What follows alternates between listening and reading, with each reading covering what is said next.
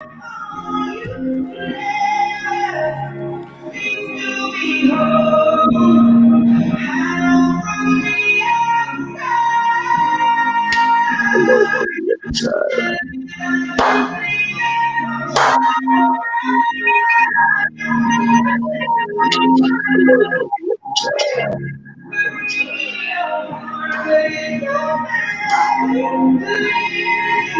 the background. Cut the background. Press mute. Press mute, Chef.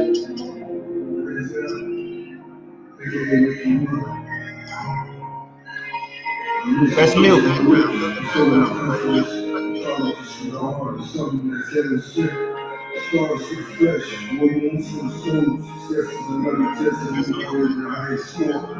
Mother never job for a little love, the hell was enough, but I want a year full. Kids fall all the way to the south of France. Poverty line hang lower than my pants. Invited to the Grammys, but I feel so out of place. After we wash plates, they was always out of state. That is a sin. I will build a win. Taylor took the title, Rose waving in the stands. Academics was a myth. I can always keep it fit. I'll give it to you live, bring token on the fit. Your favorite films, tank, Titanic sank. A whole lot of things that come breathing through the bank. Black market open forgiveness from the poorest to the richest. From the poorest to the richest. From the poorest to the richest. Thank you, brothers.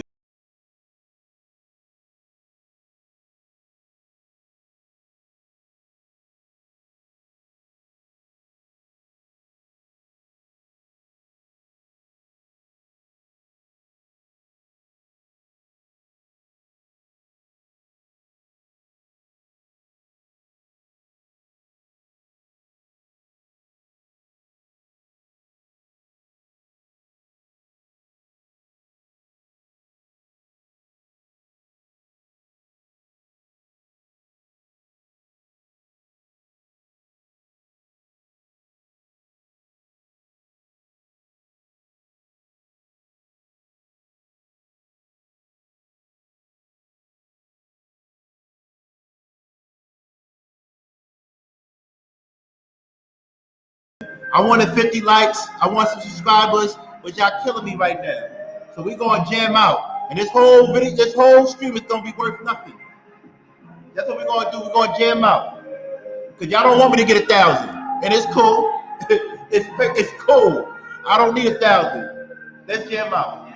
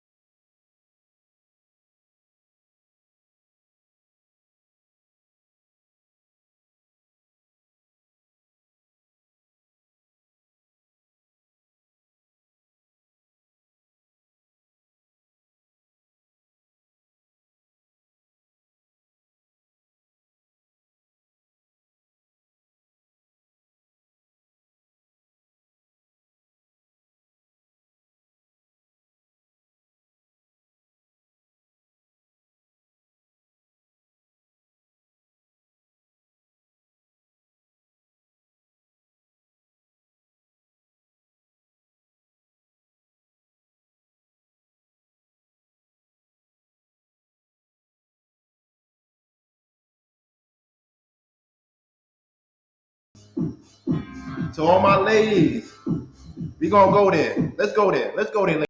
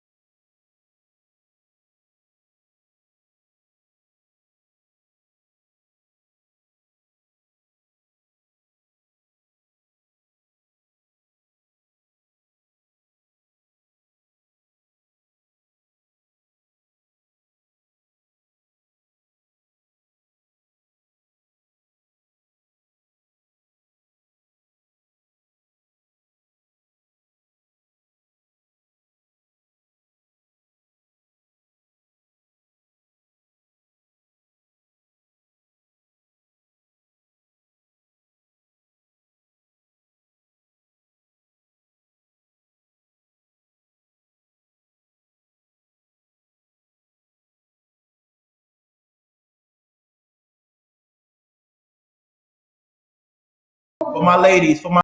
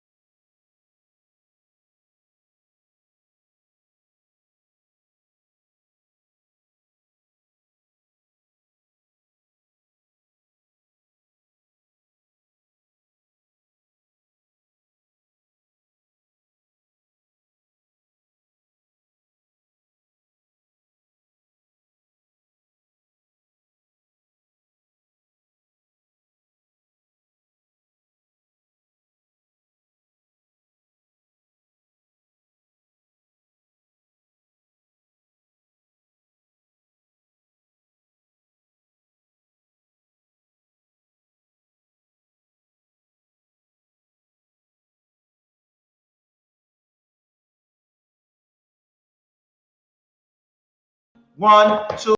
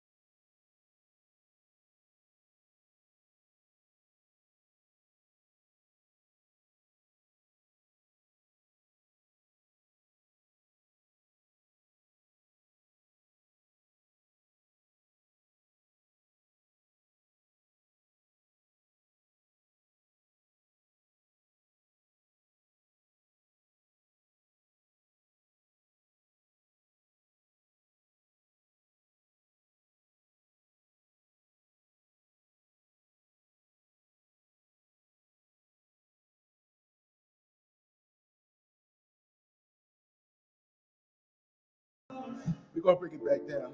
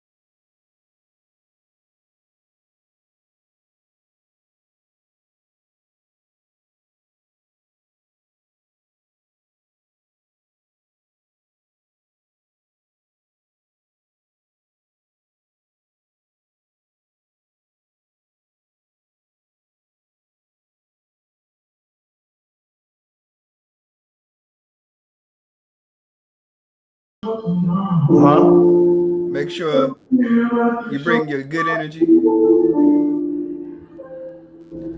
and leave the bad back. That's it. That's it. it's about that time, baby. I just got started. We can play music all night because y'all don't get it.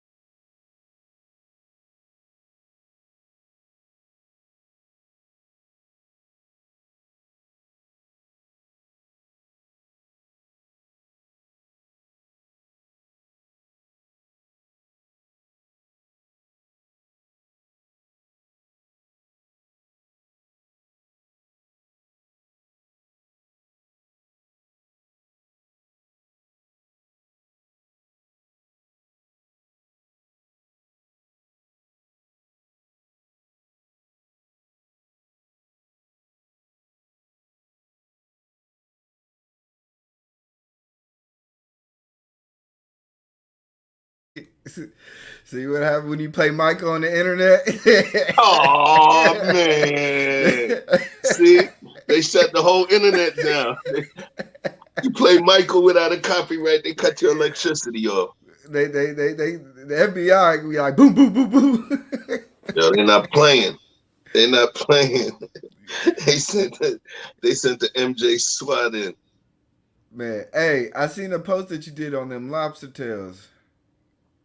Oh, we got a few. Those are test preps. So what I do before I do an event or before I cook for whatever occasion, I do some test preps. Do a couple different flavor tries, and then I test out the material. If I'm at, like, for instance, I was using a gas grill. With the gas grill, I want to make sure I figured out how the flavor was and all of that good stuff. So you guys are gonna actually, the other ones that I'm gonna post is those are gonna be the actual events where you see 50 lobster tails on the grill. Yeah. Got me. Man, I love me some exotic food. I love me lobster tails. I don't care. I eat a whole bucket of them. Yeah. Stay tuned for tomahawks and tails. Long story. Mm-mm-mm. That was a good jam out session for real, man. I'm No just doubt. I'm just gonna come on here for myself now because I realized I come on here for people. They don't want to give me subscribers or likes. So I'm coming to play my shit. And when I play my shit, believe that they can't hurt me. We know the rules. We could play this music and we could mute it later on, and I still keep my views. I'm good. Trust me, I'm good. We know the rules before we break them. But my problem is with my people. Is why y'all not helping me out? Y'all don't want to help me out? It's cool. Anyway, shout out to all the sponsors out here. Um, we're gonna start this show now. I jammed out. Hope y'all got the lesson. Um, live life. Enjoy your life. You only get one life. You only get one. Loving life through the eyes of travel. Sold on all platforms, i.e. Kindle, Apple, iBooks, Book Baby, and Amazon. Please go and support me. Please go and support me. If you're not giving me subscribers, buy the book at least. Please. Thank you. Um, Shout out to everybody that supports Ripple. Get the code, the Ripple King. It's a beautiful thing. I hope you continue to support Ripple because they support us. I appreciate you. The ripplecode.com. Discount is 15%. The Ripple King. Please, I got a new package today too. I mean yesterday, and I'm ready to indulge in that. Yeah, I'm spending up this expensive sweater. Yeah. This is what I'm talking about. We don't wear that. I don't want to talk about those people anymore. I'm good.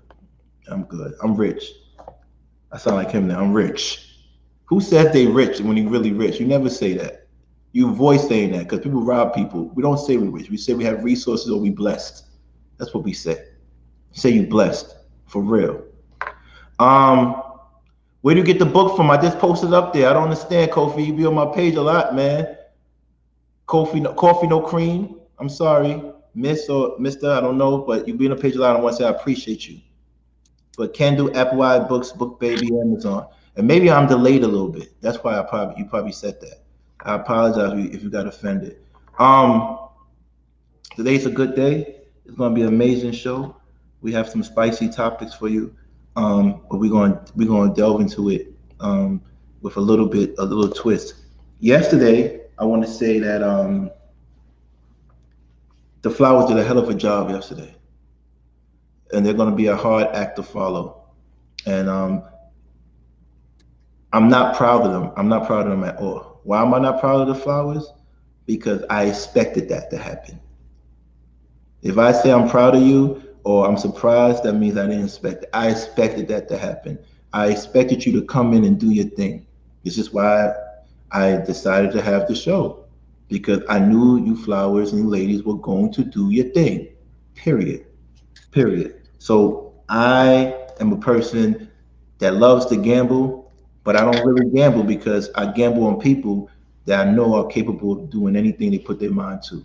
So shout out to all the Flowers, Queen Mayat, Queen Hanifa, Queen Maricela, and for all the ladies that came on stage yesterday, Queen Jen. Am I missing any other Flowers that were on stage yesterday? No, right? It was just four, right? Oh, Queen Terry.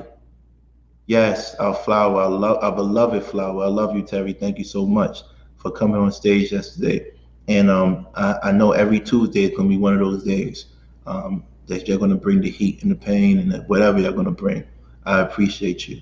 Thank you so much. I had a good time last night. I finally got to go out after, damn, nobody outworked Chef because we did 29, he did 29 days, I did 28 days straight. E Black, me and E Black had a day off. Me and Darrell Darrell has days off, but Darrell gets busy because he be throwing up a lot of stuff on his page. So go and check out his page. Shout out to Darrell. But I finally had a day off, and I still didn't get to relax. But at least it was away from the house, so I was happy about that. Salute to all the Flowers. Shout out to Red Lipstick Vibes. Shout out to Ron P and Mrs. P. We love that couples watch our show. At the same time, that's a dope thing. We appreciate you for that. Shout out to Coffee No Cream. Maricela, how much do I adore you and how much do you hold us down? Words can never describe how you are the cornerstone of this particular channel of mine. And I want to say thank you and I appreciate you. And you're not cheap. Feel me? You're not cheap. Also, I want to say to Mr. Hall of Fame, what's up, brother?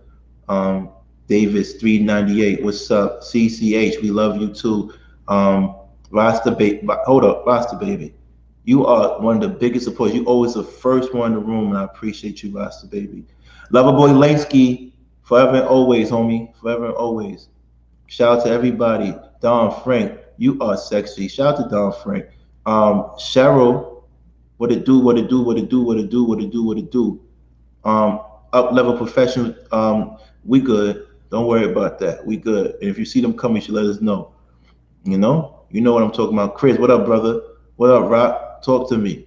Queen Terry, you know how we do. Silence Thoughts, what's up to you? Who else? Who am I missing? Who am I missing? Mr. Rucker, what's up? Prenup, talk to me. Who else? Who am I missing? Mayat, forever and always. Who else? Who else? Tiffany Daniels, forever and always. Jasmine, forever and always. Flower, forever and always. Jay Davila, I hope you come up today because you're so dope. You really are truly a dope person, for real. Who else? Who I'm missing? Who I'm missing? And that's about it. As you can see, I shut it down, so if you're not a subscriber, you really can't make a comment. Let's see if that works. I don't know. On the block with Jan, forever and always, Flower. Thank you, thank you, thank you. You're always welcome here. You know this is your home, mi casa, su casa, and I appreciate you. Who else? 100 watts. What it do? Come up today, 100 watts. I couldn't put you up yesterday because I was trying to make a predominantly Flowers panel. So it was no disrespect to you or anybody else. And I think I let Franklin up because that's Jen's friend. So I don't think he was aware of the foundation or the parameters that Chef set yesterday in regards to just having Flowers on the stage, because it was very important for them to have their day and their time. But he's always welcome any day he wants to come. Victor, what's up? Let's talk to me, Victor. What's good? Who else? That's it. So we ready to start right now. Let's get the conversation going. That was a little jam out session. That session is going to be a race. It won't be any more. You might just see me dancing because we're gonna mute the whole shit. You feel me? We're gonna mute the whole shit. And hopefully, people appreciate it. They come early. They come early. They come early. So fellas, how was your day? Talk to me. Man, I'm good, man. I was good, man. I woke up blessed, had a little Mm-hmm. refreshment in me. I actually stayed up late, but I was working on some things in the background. It was, I felt good, and I woke up today good. Mm. I was ready. Like you said, the ladies is a hard act to follow. Super hard act to follow. Super hard act. You know. Yeah, today was pretty. Today was pretty uneventful. It was me, laptop, smartphone, messing with some editing, sound stuff, some tutorials. Mm-hmm. Because you never too old to learn. So Right. that's pretty much what I was doing. Of course, playing with my 5-year-old who thinks she's a 45-year-old. Mm-hmm. Mm-hmm. I like that. Mm-hmm. What else? What else? How y'all feeling otherwise today? Are y'all ready for today's topic?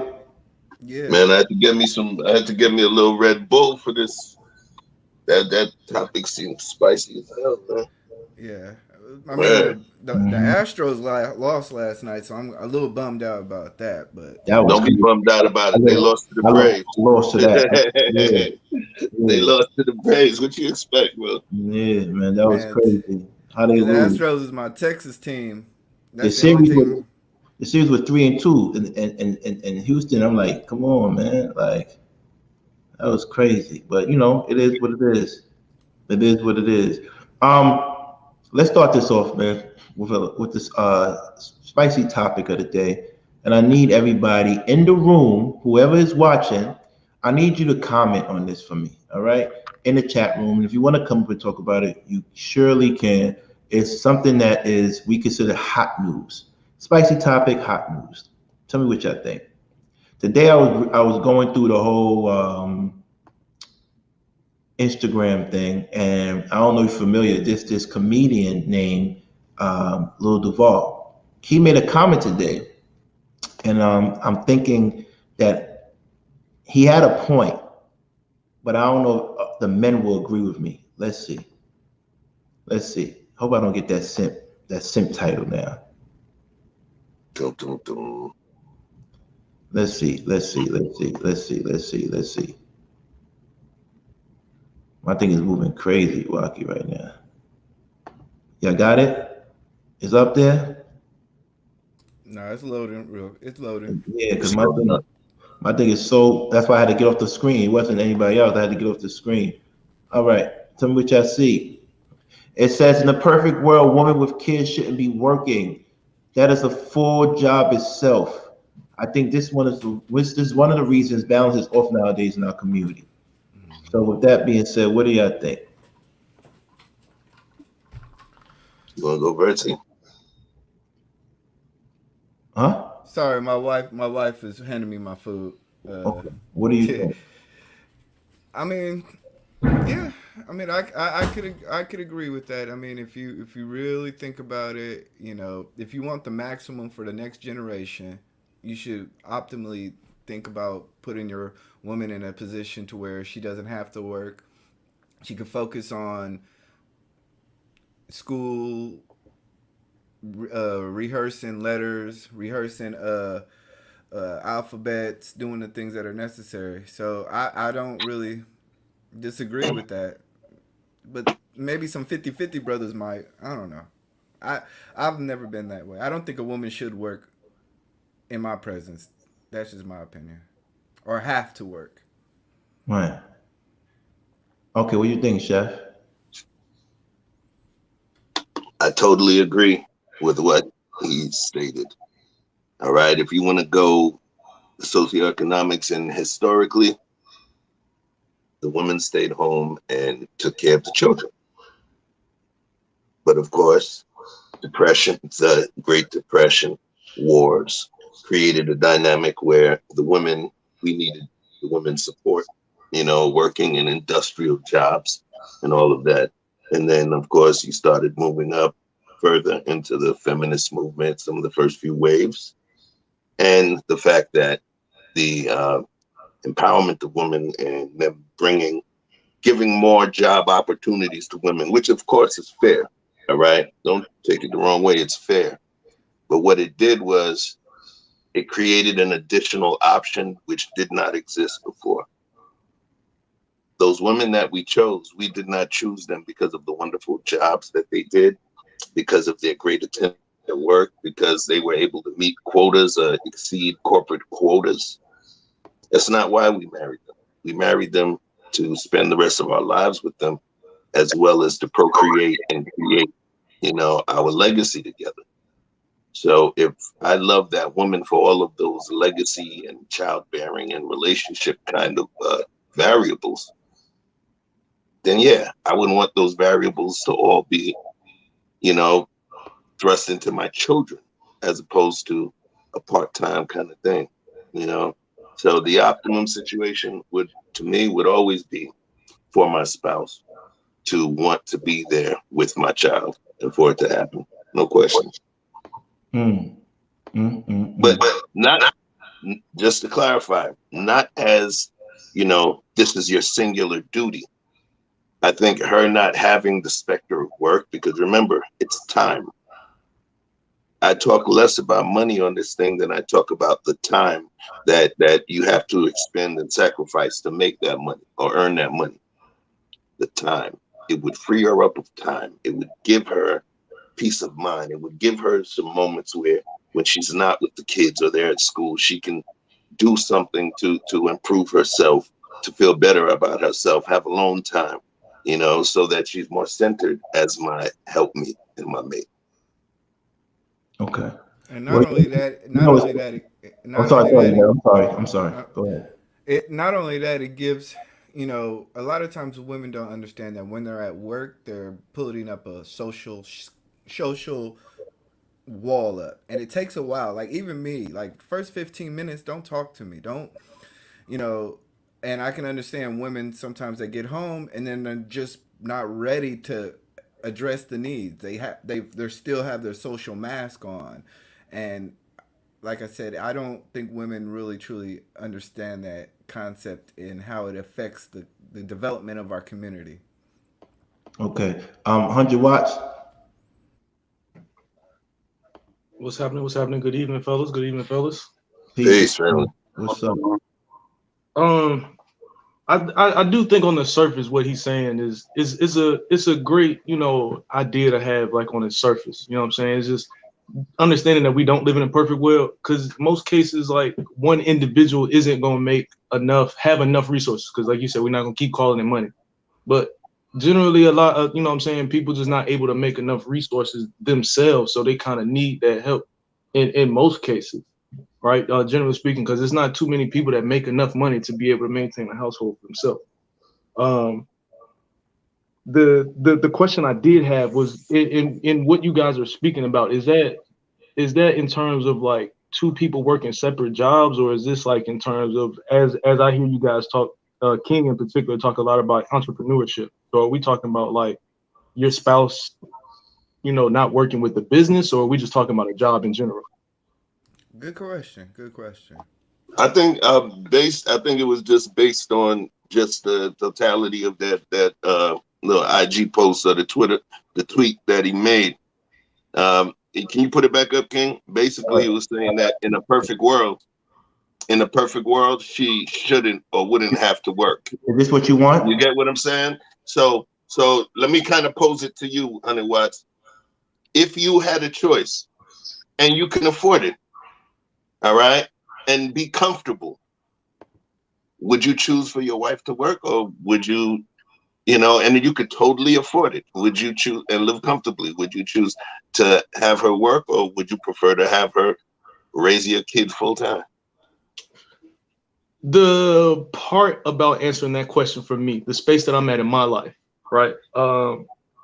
My interactions with some of the women that I've had this conversation with, the problem they run into is they want to take care of their children and everything like that, but at a certain point, they want to feel like they're more involved in building a home than just being in the house with the kid. Like a lot of them want to feel like they're doing something that shows some kind of growth for the house outside of the home. You know what I'm saying? So trying to find that balance is pretty much what I'm trying to figure out for myself in particular, in terms of answering that question. So what I was, go ahead. What I would say, I think the idea is that they shouldn't be working, right? It's not that they can't work. See, there's two different ideologies. Is whether a woman has the facility to be able to pull a job, right? We all know any woman can work at McDonald's. That's bringing in money, right? But we all understand that she shouldn't have to go to McDonald's at a base level to provide for the home. She shouldn't have to take on the world's stress. She shouldn't have to look at the bills every month. She shouldn't have to have the things that the world bring in and break a man down. That's the reason why we work. We put it on our back. We say we're going to carry the heavy load, and we don't mind you doing resting in your femininity. Now, what you were saying about people not being able to afford to live. Say what? Press mute if you're not talking. Okay. But, for people who can't afford to live with one income, and I want to kind of push you on that. Does that mean one person can't live on one income? No, just talking about in terms like especially like a perfect example is with COVID. You know what I'm saying? With the adjustments that families had to make, some families had to go from the husband and the wife both working full-time jobs to now just the husband working or just the wife working. So now they're down to just that one income. So for me, I see a lot of people are missing the facts of the single income family. If you are married or in a situation, your single income should be covering most of the bills. It's just you're not going to be able to do the things that society makes you want to do. You can't eat out every week. You can't do the things. So somebody's going to have to make a sacrifice. So I understand a lot of people want to, when you get two incomes, you think, oh, we can do twice as much. But just think about it. You really make enough money to really provide food on the table every day, right? You can make enough money to provide food every day, right? You can make money to buy basic food and clothing and handle insurance and all that stuff. So what's wrong with living just a plain middle class life? No, we have to make hundreds of $1,000s. We have to now push ourselves so socially economic that we're not realizing that in supporting that, the woman has to have clothing, right? Then you're buying 2 cars. So now you have to have more for insurance. And then you have to put the child in daycare. These things cost money. Life is not free. So we got to kind of balance what we actually are doing and what is actually necessary. Listen, and we're going to go to Mr. Best in the World after I finish my commentary, but I personally think that if you are married, a woman has the right to say, I don't want to work anymore and take care of the kids, because raising children is a full-time job. Even the way America is set up, the school system is set up, it doesn't fit a woman that works a full-time job. The kids have to be at school before 8 or at 8. Then the school closes at 3 o'clock. This is why a lot of people have day after schools and stuff, because parents need to get home. So just even the way that the scheduling for 9 to 5s or 8 to 4s work is not really conducive to having someone not stay at home.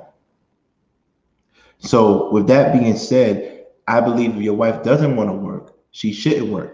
Should her quality of life go down? I don't think so. But realistically, people don't make that much. So I understand what E Black says. Maybe your quality of life needs to be a little bit more humble if you're going to make that happen. But I also see 100 Watts where he says, why not? Why would you deprive a woman of pursuing her purpose or her dream in life? Some women are great businesswomen. Some women are great doctors, great lawyers, engineers, whatever. she should have the right to pursue her professional dreams as well, and Of course. shouldn't have to choose between her profession and her family. So I gotta answer that one, because it was a statement about she shouldn't have to choose between her professional purpose and the family. You can be deep into vice presidents, of a major company.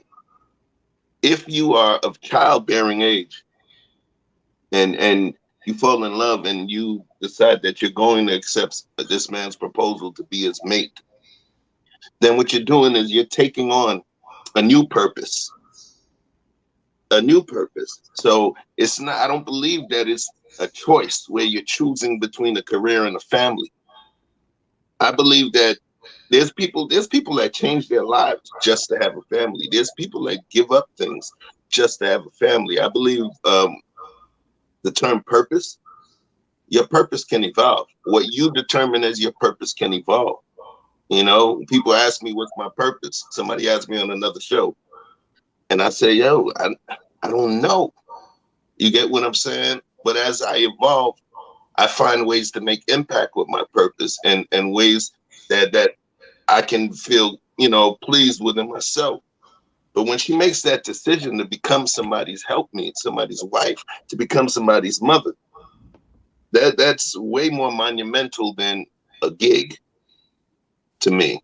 So once she embarks on that journey, I don't think it's going to be as much of a choice as people believe.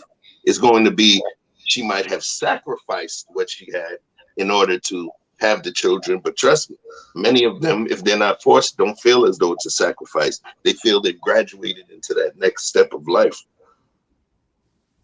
I don't agree with that, because anybody would tell you that when a woman gets pregnant, it pushes her professional goals 5 years back. That's a fact. That's in any data you look for. Anytime a woman gets pregnant, it pushes their professional aspirations back 5 years. Men don't have to go through that. Okay. So with that being said, when a woman has a child or a family, it's up to the man to give her the option if she wants to leave the profession, or if she wants to stay in it. We're not saying we forcing her to, but if she wants to, that's why I said before, if you're married to a woman and she decides not to work anymore, she should have the option if she's raising children. Facts. That's what I said. Yes. And I'm going to stay on that one. But I agree with that. I agree with that. I just don't agree with the actual sacrifice. I didn't say part of it. If I'm making 350 grand a year and she is on the come up, she moved from 50 grand a year to 80 grand a year in a year. All right. And then now she wants to become my wife and I want to marry her. Of course, the conversation would have to be had in terms of what she wants. Even before a proposal, we would know, does she want to have children? How important is it to her? You get what I'm saying? So these are not just things that just pop up like a red herring into the marriage. These are conversations even before a proposal. These are the things when you're trying to find out who that person is, how driven they are in terms of their career. Are they in law school and they want to become a circuit court or a Supreme Court judge? Then you know it's going to be about 20 something years, right? Mm-hmm. If they're just working within this profession because they have a certain lifestyle they'd like to live and this profession pays it, right? Right. There's a host of different things, but I believe the question about whether it's going to be a sacrifice or a choice, that's something you figure out early before you even go ring shopping. But before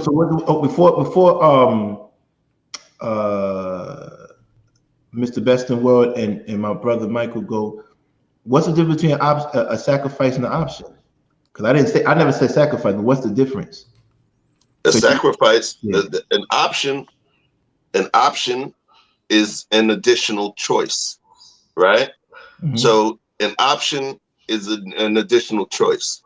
Mm-hmm. A sacrifice is something that pleases you, that you already have, mm-hmm. or that you already will attain, mm-hmm. and you give it up for something else.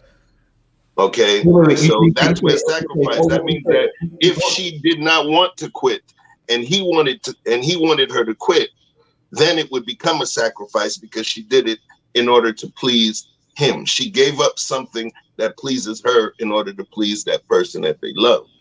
So that's where it becomes sacrifice. Option just means A, B, or C. Right, but you said when someone sacrifices, the motherhood is the best thing to do. So you should like. I'm confused with that. The thing is, I never said that it would be a sacrifice. That's what I'm saying. Right. I don't believe it's a sacrifice unless the mate tells her they want her to do it and she doesn't want to do it. Okay, and you saying she should do it? That's the question I'm asking you. You say because that's what I heard. I might have heard wrong. It's not she should. It's the thing is, it's not should she do it. In terms of the question, should she, if she has children, should she have the ability to not work? Right? Yeah, I said I believe it 100%. I do believe that the focus that mothers have, that maternal focus, especially up to the age of 5, that's critically important. It's critically important. Perfect example. My ex-fiance is African. All right. Her family's from Liberia. Right. My daughter, who's 14 now, my daughter, when she was there, she would spend a lot of time with her grandma because her mom was working. So next thing you know, she talking like this, right? And she was born in the United States. Right. But the thing is, she had spent, literally a good amount of time with her grandma. So she had a little, for a little while, she had a Liberian accent. Turn the likes up. No matter, don't turn the likes up. I don't even want your likes no more. Turn the subscribers up. I don't care about likes. Give me subscribers. Hey, I want to add something on the flip side. Oh yeah. But before it's directly because I don't want to know the two brothers. But you could go eat like. Okay. But after that, we're gonna go back to what me and Chef. Because we come into a solution. Me and Chef are not debating. We come to a solution. And what is this? What exactly is going on in regards to is the destruction of the Black community because we don't give women the option to leave their job and profession, or we are forcing them to make a sacrifice for the family. So it is kind of parallel to that. Sometimes, especially in the Black community, the men will then allow their women to enter into poverty, into the projects, let them get on government assistance, and then raise the child from that situation. Mm-hmm. So in the same parallel, that's the sacrifice a lot of families, especially from what I'm understanding, people are doing, is essentially saying, hey, you know what? I will take myself out the home so you can have a house, a home, a place to live, a place to stay, right, under government assistance. We can't get married, but you're going to be safe in that position. Right. So Michael, it is a sacrifice in that term. Okay. Michael and Mr. Best in the World, let's give some quick answers or quick responses. And then 100 Watts and Chef and I go back to what's going on. And if Darryl has anything to say, let me know. All right. Yeah, I'm gonna wait to the fellas going because I saw 100 Watts said he wanted to show all the 4 horsemen. I'm really up here so I can honor him. What's going on, 100? And you, King. You know what I'm saying? I love the platform, the flowers, everybody. But go ahead. Peace to the panel, man. I appreciate y'all. I gotta run to another rehearsal, so I'm definitely gonna be quick. So in a perfect world, I think that's what the quote was verbatim. Yes. Perfect world. Should it be? And yes, in a perfect world, and I can give details when I get back. But like I said, I'm in my second marriage. My first one, I was still doing what I'm doing now. I'm a musician, just on a higher level in my local city, right? Mm-hmm. And when I had my first wife, I was like, hey, I just want you. This is what I want. I just want you to stay home, and I'm gonna do everything because I moved her down here from North Carolina to Alabama, and I was like, okay, and I did that with the money that I made, saved up and stuff like that, and I didn't know that it was gonna happen, but I did it, right? Just because I had the money to, and I was like, oh, okay, well, hey, if I keep doing this and I keep getting money, I could probably still do this, right? So tell her, hey, I want you to stay home. I'm gonna take care of everything. But you remember when I was on last time, we grew up two completely different ways. So she saw her mama grind all her life. So then, if you guys remember what I said, yesterday or the day before, the man, it was up to the man in order to manifest. Hey, if your baby mother has somebody else's kid, and then your kid has to go there, it is the man's intention for it to be like, hey, all right, I'm gonna at least let them know that I'm trying to start a connection with the guy that's gonna be around my children. So this point, I think in this one, in this context, it would have to be, in a perfect world, women would not want to work at all. That's, I mean, you know what I'm saying? And then would just be like, hey, well, my purpose in the world is just to find somebody that I know is good or whatever and can take care of me and things like that or whatever. But that has to be something that I believe, if that's what she wants, if that's the perfect world that she wants, then she can have it. And like I said, in my so that's my, I guess, answer on that. Yes, in a perfect world, yeah, that should happen or whatever. But now I'm with my wife now, right? We have blended families. You know what I'm saying? She has 2 children. I have 3. We got 1 on the way. She's a hairstylist. Congratulations, man. Thank you, brother. Thank you. I saw her. This was during coronavirus, because this is when we hooked up, like right before it popped off. She was a hairstylist assistant, and then I saw her from being an assistant to now being at somebody else's salon, having her LLC. So now she's getting more clients or whatever, and she's good and pregnant right now. You know what I'm saying? She's doing February. You know what I'm saying? But at the same time, we have that mindset of, hey, we know it's not a perfect world. She knows that I would like her to stay home and me make all the money or whatever, because that's what I've been. That's just in me inherently, and from her previous marriage, that was in her inherently to just, hey, yeah, she worked a little bit on the side, but it was primarily, hey, get the kids and stuff like that. And she, like she said, we talk daily about this. And she was like, hey, this is something, not only the blended families that she was prepared for, but also us creating our own. And like I said, for this context, it would have to be the woman's intention to manifest that so-called perfect world, where she could have the choice. And so there wouldn't be a should for her to stay home and take care of the babies that us as men will never understand, that bonding feeling, you know what I'm saying, of another life growing inside of us. Because I feel my son kick all the time, but I can't feel him move and sit on my bladder and stuff like that, the stuff that my wife be telling me and stuff like that. I'll never be able to. So me as a man, knowing all of those intricacies or whatever, and then my intentions, right, is for me to do that.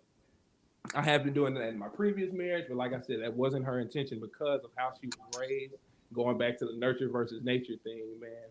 And like I said, again, to sum it all up, yes, in a perfect world, that's what should happen. But again, that's the woman's intentions, panel. I appreciate you guys, man. All right, what's up? Listen, I want to be real with you. With that being said, if at any time a man loses his job, isn't it important for a woman to have her profession? Oh man, I know for me personally, yeah, because I remember there was a time, like I said, when coronavirus hit, because like I said, I do music, and I got a little delivery job that's not like Uber or whatever. It's like an actual like local little spot, so it be right. But we was working at a Target factory distro together, and like that's been like maybe like the 6th or 7th clock in job I've had in my 28 years of existence. Mm-hmm. So we've been in it together. I've done it. I'm like, baby, I hate this. She's like, oh, okay, well, you see what's happening, and you know what I'm saying, and you know what to do to prevent this stuff to happen, so you can work. You know what I'm saying, after this is over, because I know this is not what you want to do. You know, so it's definitely important, because there was days when stuff was popping that she could go to the salon and I would be at the house. Right. You know what I'm saying? So and that's what I'm saying. And that's for us, it was intention, man. And I appreciate y'all. I got to bounce. All right. Peace, brother. Thank you for your time, your transparency. Appreciate it, Mike. Hey, Mr. Best in the world. Yes, sir. What's your thoughts on women not having the option to not to work in the family, or in regards to sacrificing their their professional goals for the family? I would say, especially being in my situation for over a decade, you know what I mean, with my partner, I would say with me and her, we always said that our goal is to have both of us retire. You know what I'm saying? We've always had that mindset, whether we have kids or not. We always have that mindset, and we became foster parents for a little while. As far as kids, we've thought about going on that venture. But our mindset has always been, and we've always talked about this, that both of us not work, whether we have kids or not. So I think that should always be the goal. The goal should always be where, you know, neither one of you got to work. You can both kick your feet up. You can both enjoy some black sand. You know what I mean? The kids can enjoy the black sand. You know what I mean? And y'all go to resorts and just enjoy life and have family vacations and all that. You know what I mean? So that's always the end game. Um, and I always feel like, as they always say, two is better than one. So two incomes is always better than one income. I mean, you can't beat it. You know what I mean? It's just a fact. If you have two sources of income coming in, it's just better for you economically, especially nowadays, especially if you live in a big city. Right. With the situation going on and everything else going on, you better have two incomes. Or if that one income you have, it better be supplementing you enough so you can take care of yourself, and also if an emergency happens. Because I But is that remember really true? Is that really true? Hold on, let me finish. Somebody mic is on. I'm sorry. Somebody. That's cool. Yeah. Can anybody hear me? Yeah, you breaking up. Okay, can you hear me now? It's like a robotic. All right, what about now? Still robotic? I can hear What about you. now, y'all? Can you hear me now? Yeah. You're good. Okay, I'm good. Cool. Yeah, I remember earlier this year, I got sick and my spouse got sick. And man, medical bills ain't no joke. You better have, one-to-one income to handle medical bills.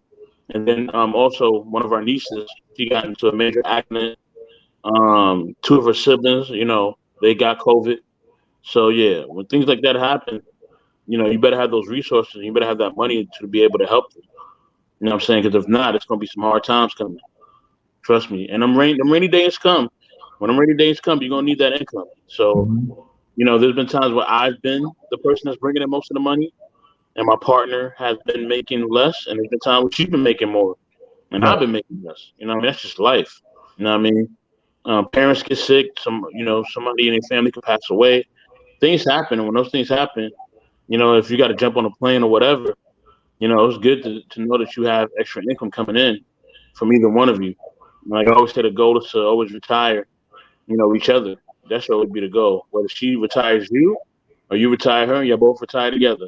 You know what I'm saying? Like, that's really the goal for real. I can't stay long, y'all. I gotta go. Happy birthday to M3. I'm gonna say that real quick. Oh, happy birthday, M3, for real. Yeah, we love you, bro. My guy. Shout out to Darrell. You already know how we do. E Black TV, my guy. My guy. My guy. Yeah, what's going on, y'all? Chef, my brother, and King. You already know, never ran that will. Family first, y'all. With that, I'm out, y'all. Non-relationships. Like and subscribe. Definitely like to stop the conversation with King. I love y'all, man. Later. Appreciate you, bro. All right. Good. What's the pushback, E Black? The pushback is that, the wear and tear on a female's body working, is it really worth it? The wear and tear on your relationship, is it worth it? The wear and tear in the communication, is it worth it? Yeah, you can fly anywhere in the world, but you guys don't like each other at other times of the day because you're so stressed. I'd rather have a relaxed female. I will pay $20,000 a year just to have a relaxed female. 20,000 a year. I'm just throwing out a number. Oh yeah, because that was kind of low bowling. I'm just saying, just like we're sometimes I think we get into this thing to saying that you can make money and bring in money, but all money is not good money. All money is not worth the wear and tear of a relationship and the wear and tear of psychological, spiritual, and physical. Right. Look, I'm gonna be E Black's amen section on this one, man. For me, those beautiful flowers, my bad, chef. Those beautiful flowers that we have, that we want. Remember, we're not bringing them into the mix just to do stuff for us. We're bringing them into the mix, one, to partner with them, but also because we love them and we want to give them a life of provision and protection. If any of you brothers have been home, might have been your day off, it might have not been your day off, but you've been home, and then you see your spouse or your partner, your mate, your lady get home from work, and you're happy to see her, and she does not want to be messed with because of some bullshit stress from the job. If you've had those opportunities, if a stressful work situation, pressures of the job, quotas, this, that, and the other, some haters at the job, adverse situation with the boss. If you ever seen that happen, those are the times where it's like, damn it, man. Those are going to be those times.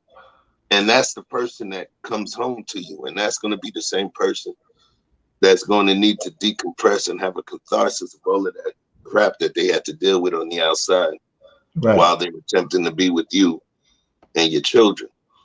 So for me, in terms of the most optimum situation, I believe that she should have that rest. She should have that rest. You know what I mean? And I believe that she potentially would be happier as well, because then she would be able to not just be chasing other people's quotas for some other company's numbers or revenue. She'd be doing something for the greater good of her family, her home.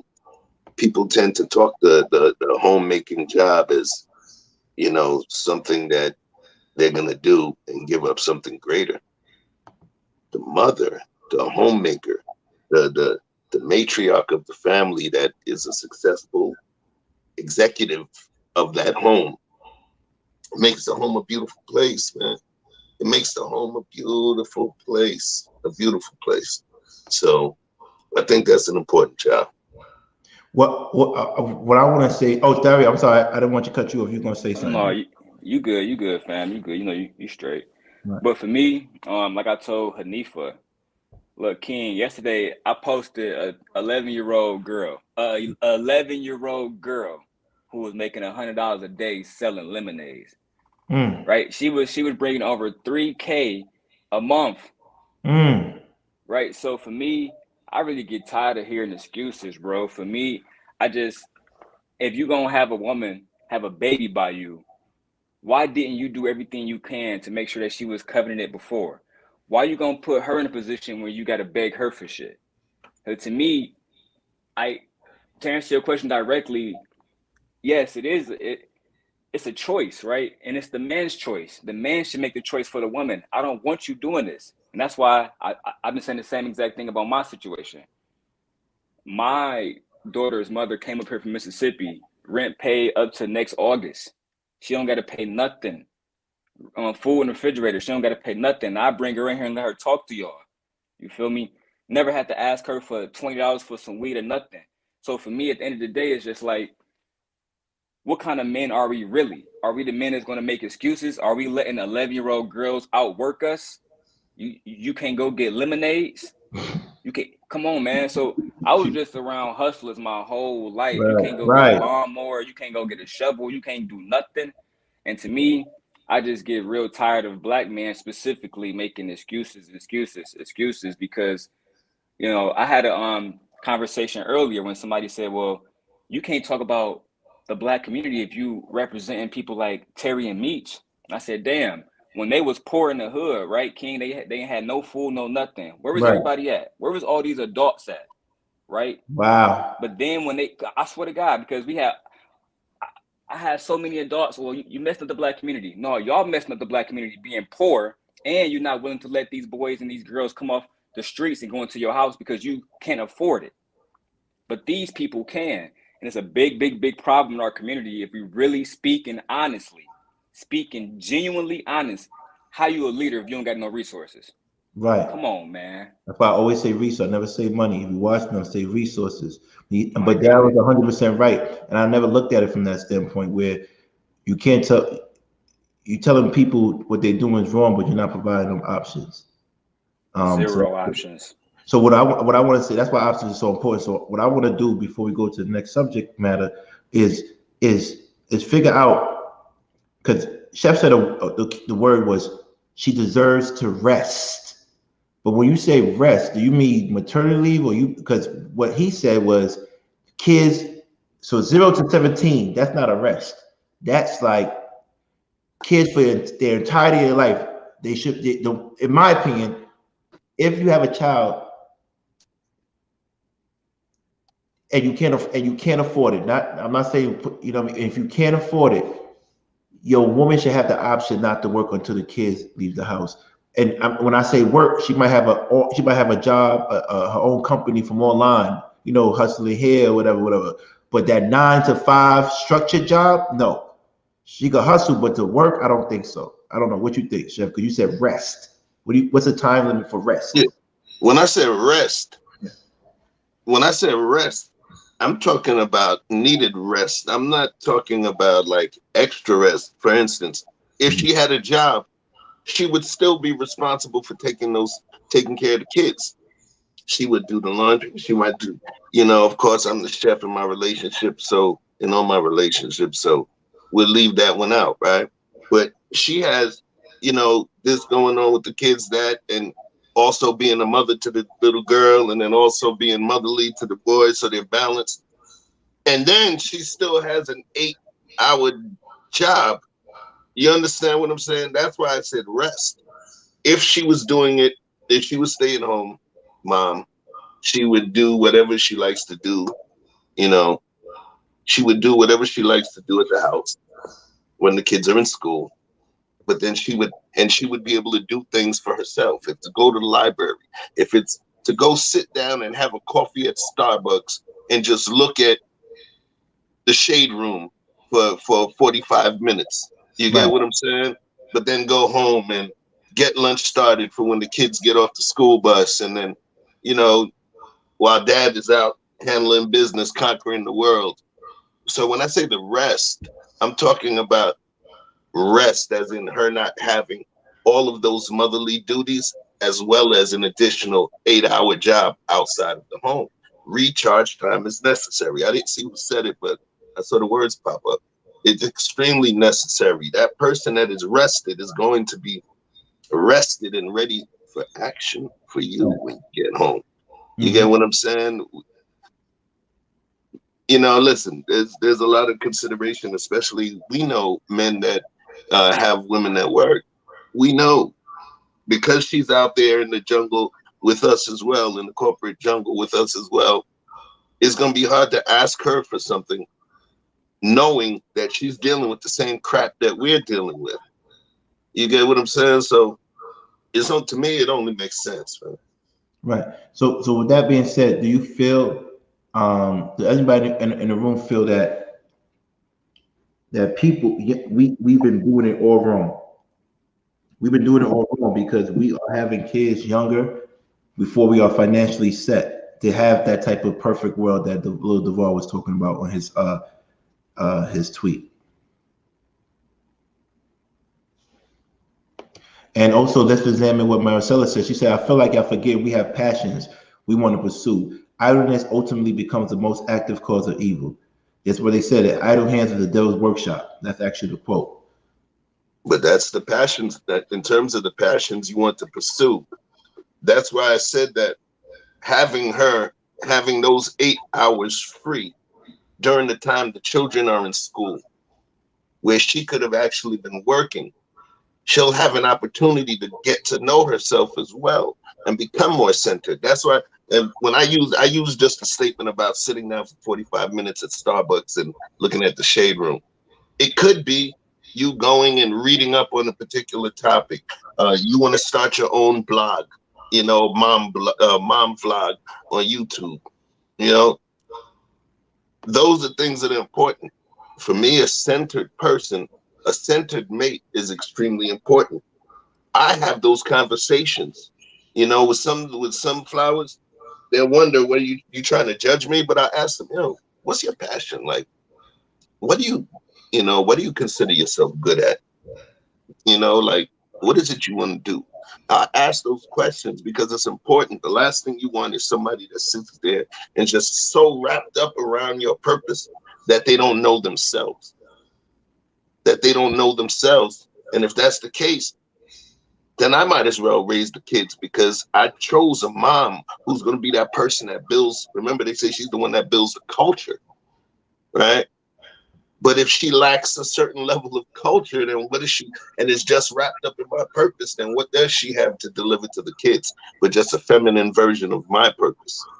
So I don't believe in the idle hands of the devil playground when it comes to a wife or the matriarch of a household, because the household has to run. There's a lot of stuff that goes on within that household for it to run, and it's work. And then remember, that mom has to be focused for our kids as well, not for them to be running, for the TV to raise them. So I believe that a mother that has a bit more time also has a better ability to connect with the children as well. Yeah, 5 to 7 years. Yep, honey, 5. I agree. Yeah, so I hope that the conversation with Queens could go deep into this. I don't know. I don't think it's part of their content schedule, but hopefully they talk about this in one of their future episodes, because I really want to know how we can really create that perfect environment for the woman without jeopardizing her professional goals. Because I really believe some women want to have it all. They want to be doctors. They want to be lawyers and have a family and have a husband. But unfortunately, because of the way their biological framework works, they can't do certain things at certain times, right?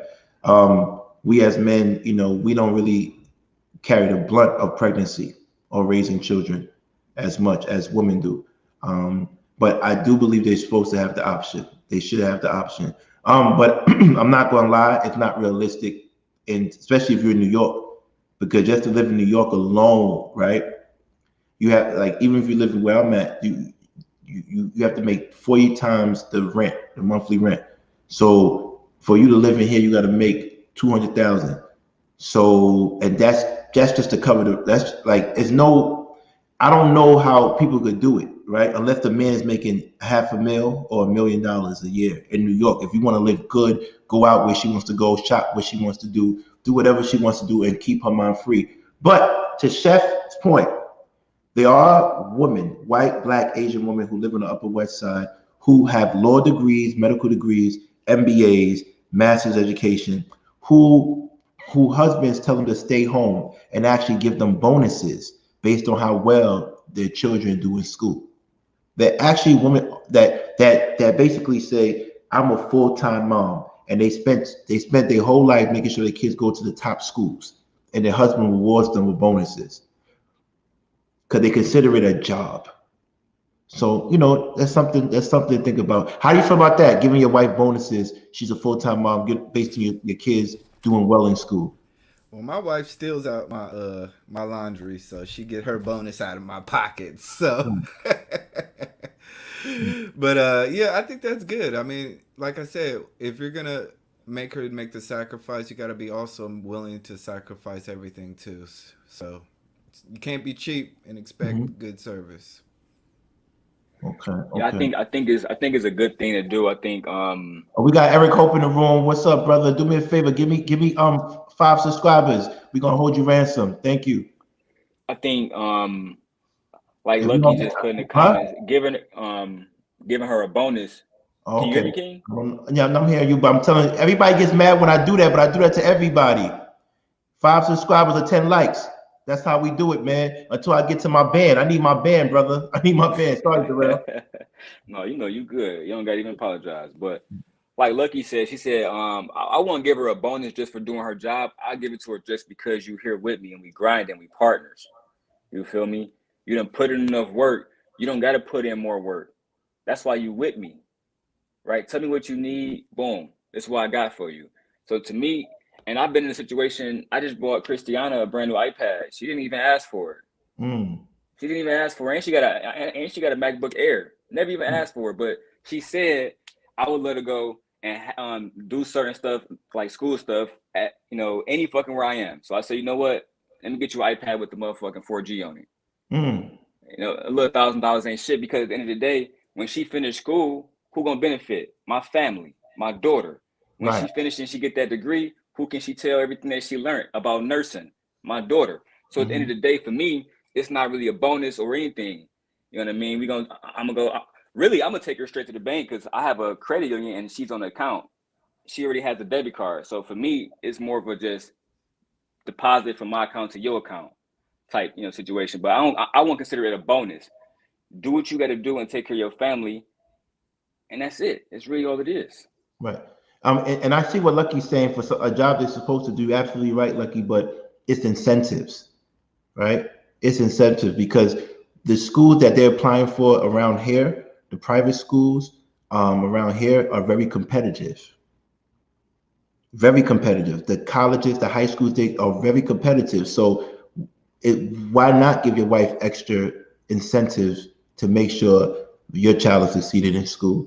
But that's what they do up here, and I think a lot of people do it too, especially the affluent people. Yes, Chef. If I'm gonna marry somebody, man, we're gonna be somehow aligned in our purpose.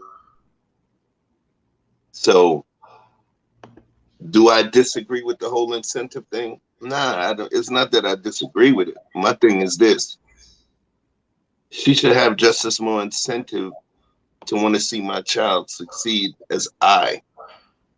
Right now, as a corporate leader, I give incentives. I have a budget for incentives. Right. Incentives are normally given to promote a specific behavior or prevent a specific behavior. Incentives are also given to increase adoption of a particular behavior or decrease adoption of a particular behavior.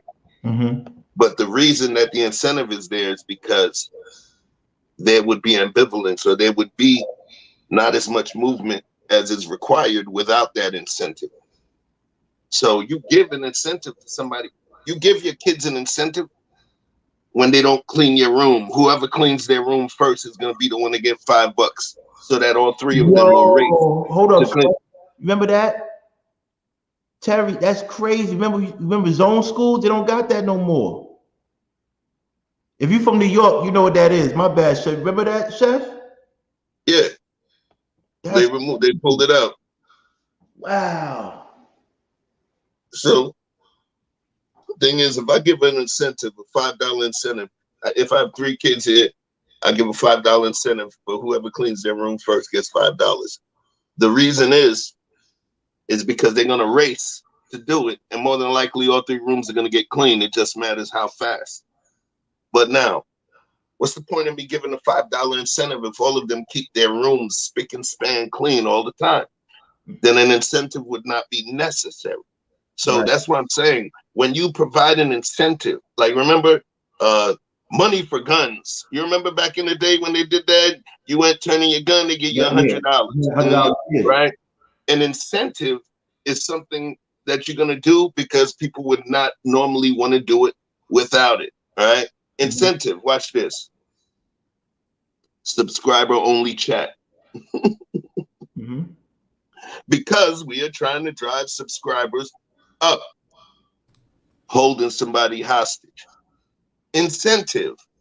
So things that we incentivize things that would normally not get the movement that we would have wanted it to get without that incentive.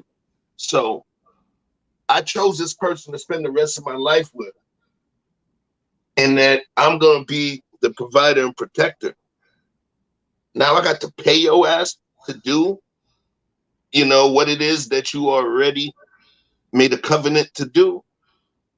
Nah, I'm a just because gifts kind of guy. I believe that holidays. Hold on a second. I believe that holidays, Christmas, birthday, Mother's Day, Valentine's Day, they already have stuff set for that. The just because presents, the simple I love you presents, the ones that you didn't expect, the ones that come up on an obscure day of October or April or what have you, just weird stuff out of nowhere, the unexpected. Those are the ways that I show my appreciation. I prefer doing it than actually setting up some sort of criteria or curriculum for performance whereby now I give you this because you earned it. At this point, then you feel like you earned it. So give me my shit. And it becomes just like one of the regular holidays, right? What? So I believe that in terms of the works and the success of her motherhood and all of that, I think that is the appreciation that you show, right, as opposed to setting up a quota. What I gotta send you the article. I gotta find and send you the article so you get more definite. But I think everything is covered. These are affluent people. Everything is covered. All the gifts and everything is covered. But if the lady's not working and she wants to get something that her husband is not covering, I think the incentive is dope. Like she might want her fourth Chanel bag this month, and my husband only gets me 2. I'm gonna do what I need to do to get the extra, right? So I don't feel like I'm leaning on him, right? So, and if the article says these are women that have law degrees, these are women that have MBAs. So these women are essentially, they could go and work any way they want to, but they realize how important it is for the legacy of their children, of their family to be upheld. But I definitely get what you're saying. But I also think that if I could, I probably would, but it would be a conversation. So it would be like, I don't want to say allowance because I don't want to be disrespectful, but how do you support a woman? What do you allot to a woman that you take care of? A mother, a housewife? So you're just taking care of all the bills. What do you allot to her? Like for spending money? What percentage of your salary? And if you have a salary, do you really need a housewife? Because she should be working too if you have a salary. Right? So question to your friend, what type of money do you give your woman if she stay at home taking care of the children? Or you just taking care of the basics? I got a good, let me go and wrap it up. It's not going to take 20 minutes either. Right. You give her what the fuck she asked for and what the fuck she need. Right. Boom. Booyah. Here we go. Boom. Hit it right on the head. You give her what she need and what she asked for. She shouldn't have to go to the loan. She shouldn't have to go to her father and her mom and her granddaddy and every other single person. We are men. We have hands. They work. Our feet work. You know what I'm saying? So for me, I don't know. Coming from Detroit, man, my father instilled in me no excuses. No excuses. And there's too many ways. And today, King, we making money talking right now. Right. You get what I'm saying? Right. It's no excuses, bro. It's no excuses in 2021. That's for me. The question about being broke, I don't want to hear no excuses. You broke because you have no hustle. It's just that simple. And you got to be able to give your girl anything she needs, your family anything they need, man. Because what I hate is when this conversation. Wait. What need or want? Which one? Both. I was gonna say that, King. Right? I was gonna both say that. Because I'm not gonna make an excuse. For example, the last episode of BMF, the little girl wanted to go. She wanted to go on a field trip. Why? Her father couldn't afford it because he was a GM worker. Well, I can't do it, baby. I can't do it. But she didn't. He didn't want to let her brother pay for it. You get what I'm saying? Usually, the man can't afford both, so he tell her, "You only can get what you need." I'm pretty sure y'all heard of this. Go in the store, don't touch nothing. You get what you need, come back out. You can't have nothing else. To me, it always come back down to the person just making it happen and not making excuses. I know women that's doing nails, hair, selling hair and everything, and they making bank. How much women are paying for fucking weed these days? It makes no fucking sense. So it's like, get in your bag, bro, and don't make excuses, bro. You know what I'm saying? Just don't make excuses. That's why for me, the answer is always going to be, what do my girl want? What do my girl need? What do my child want? What do my child need? All right, bet, I got you. Period. And just to piggyback off of that, yeah, you definitely want to give everything they need. The wants are a little. It gets into that little fuzzy zone because the wants of the family are sometimes need to be set forth first by the leadership of the man. So, I agree with Daryl on that. Try to spoil her, try to give her all the needs, but you also have to set the tone. You can't. We have to.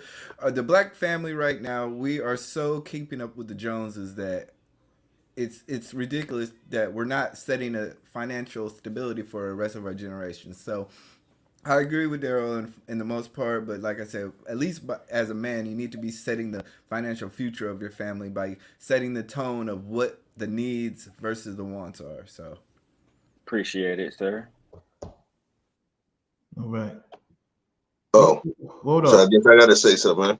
Okay, he sorry. was shocked. He was shocked. Yeah. Look,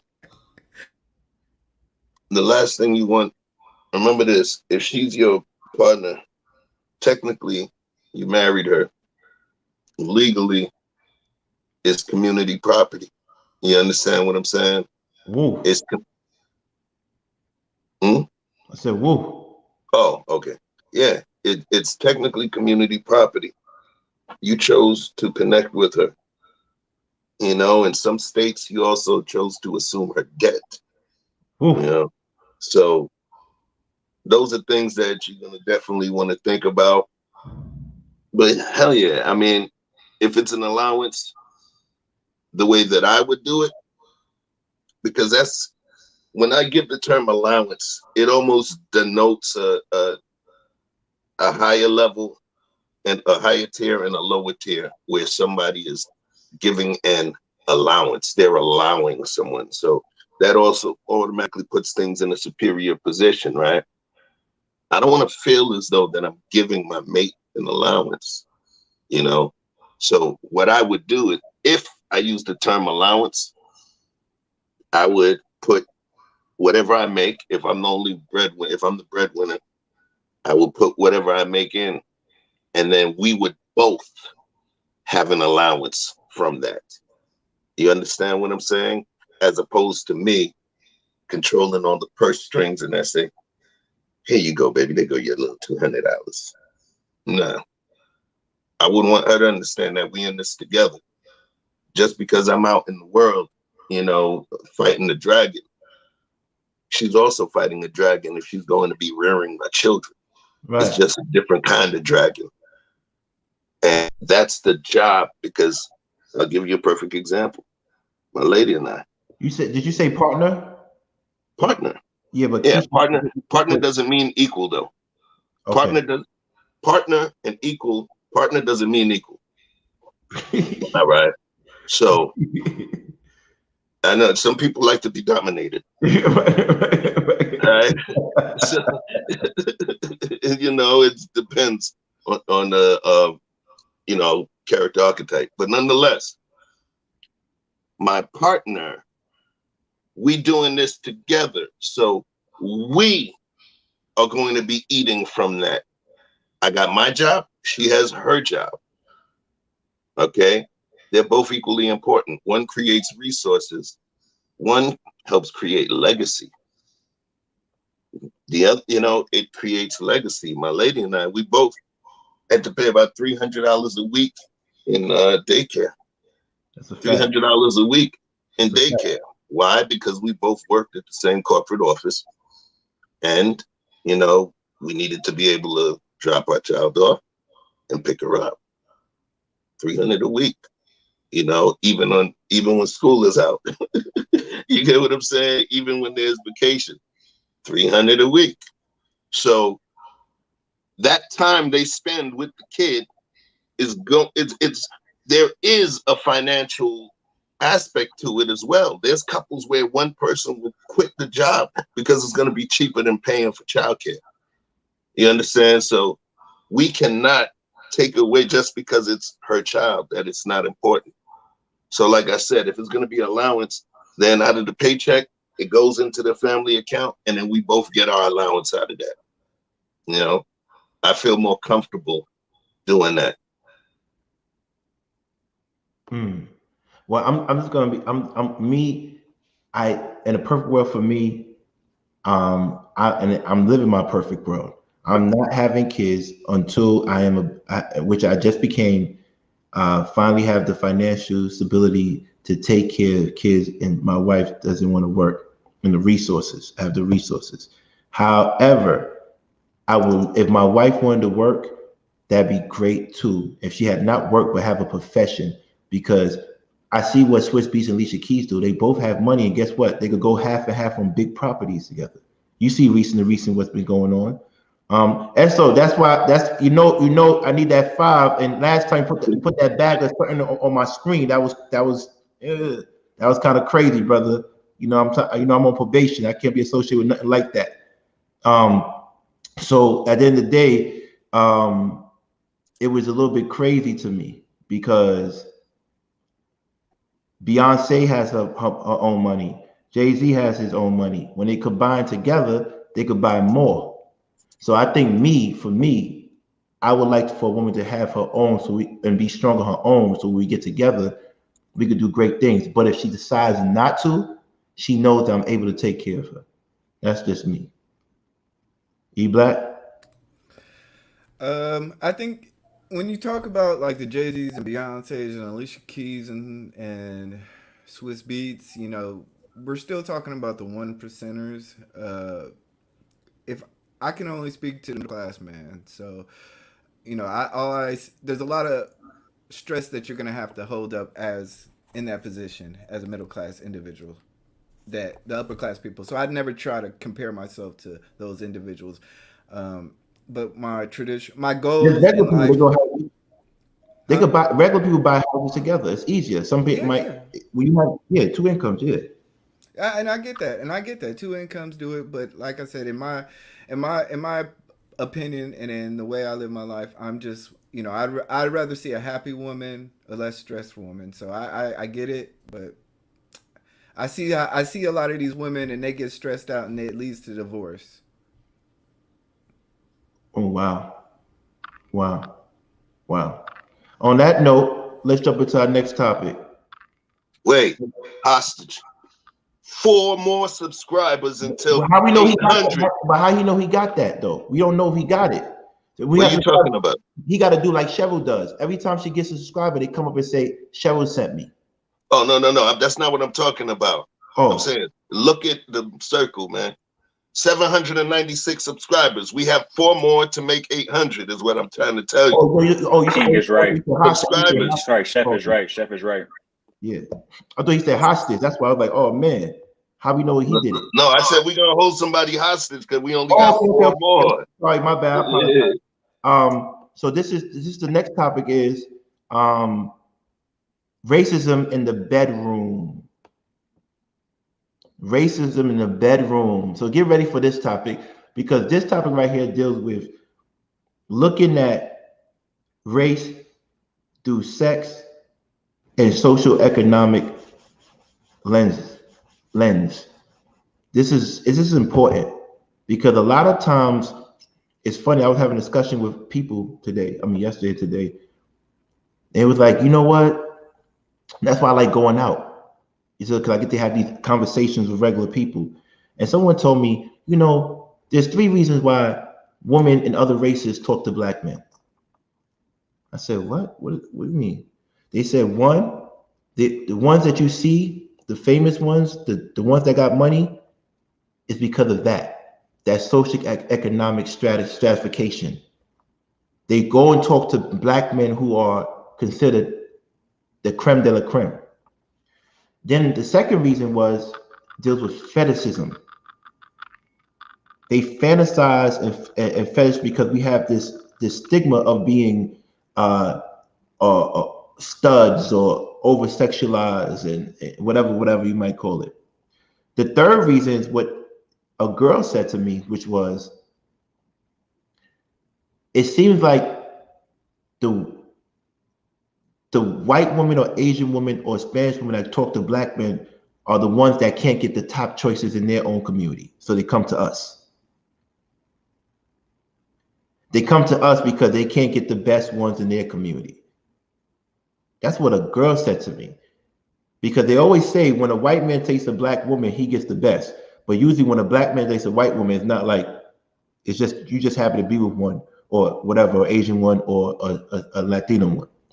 Before we dive into that subject, guys, how do you feel about that? The reasons why they tend to go to black men sexually or dating, allegedly. I'm gonna go because this one real spicy. It's spicy, leave right? it to this one. I don't get the data yet. It's gonna get real spicy. Real spicy. But for me, if we really speaking honest here, there isn't a white BC section on Pornhub. Yeah, we the only ones that got that. You feel me? I'm trying to be not graphic, but if we sit there and act like white BC? Oh, BBC. Oh, yeah. I didn't think about that. Oh, what's Pornhub? Big black. What is that? Oh, I didn't think about that. You're right. Okay. You know what I'm saying? And we'd be telling ourselves a lie. Hold on, Barrel. I ain't gonna front. Your first step was hard. I like that. I didn't even think about that. That's real. I like that. No, for real, man, because at the end of the day, it's like we know we over-sexualize. We know that black women are over-sexualized in every way possible, even from like a young age. You know what I mean? Like, I remember when Diddy started dating Cassie. I'm about to leave after this, but when Diddy started dating Cassie, she was not of age, bro. She was 17. Thank you, Chef. I ain't want to, but he over-sexualized her, and the people bought into it. You get what I'm saying? It happened every single day to young black boys, and especially the young black girls when they get over-sexualized. That's why you have every single body want to sleep with them, but they don't treat them right. You know what I'm saying? How many guys that went to college like me and you, right? White girls never would come to our hoods ever. But the moment they get us in their neighborhood, it's game time. Shout out to Sherelle. But for me, it is a lot of fetishes, man. It's a lot of fetishes, and that's really all I'm gonna say about it, because it's low key sick.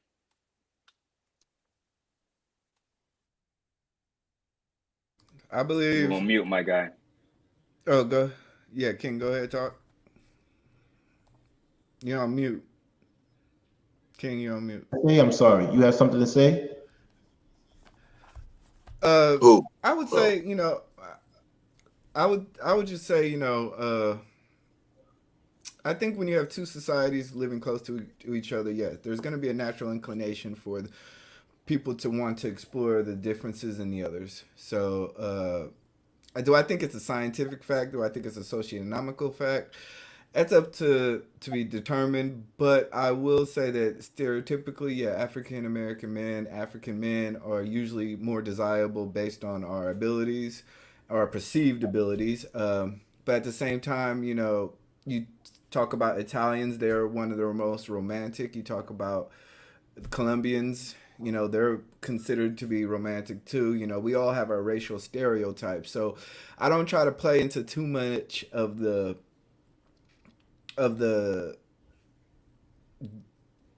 dirtying up of, or the dirty mix of what people say, why a white woman white like me. There is certain factors that, like you said, with the white men and our black women. So I'm kind of on the fence on this one. I'm gonna comment more if you guys spark up something more, but right. Chef. So there's one part that I push back on that I don't subscribe to, right? And that's that whole idea about the white woman or the Asian woman that would want a brother would actually be of a lower tier, than, in their race. I don't subscribe to that, without sounding funny. I've dealt with some premium Asian ladies and premium white ladies. What do I mean by that? beautiful women that would be considered beautiful within their own race. So it's not about that. You know, I've met women at college, and wherever they came from, they didn't get to see intellectually astute brothers. They didn't get, the only brothers that they would know about, you know, that may be urban like myself, were the ones that they would have to hold their purse. But now they're actually sitting in a lecture hall and they seeing this brother with tats or a baseball hat, and he's, you know, holding it down in the class and coming up with profound ideas. And, you know, some folks just never had the opportunity to, I'm gonna just say it like this to give it the short version.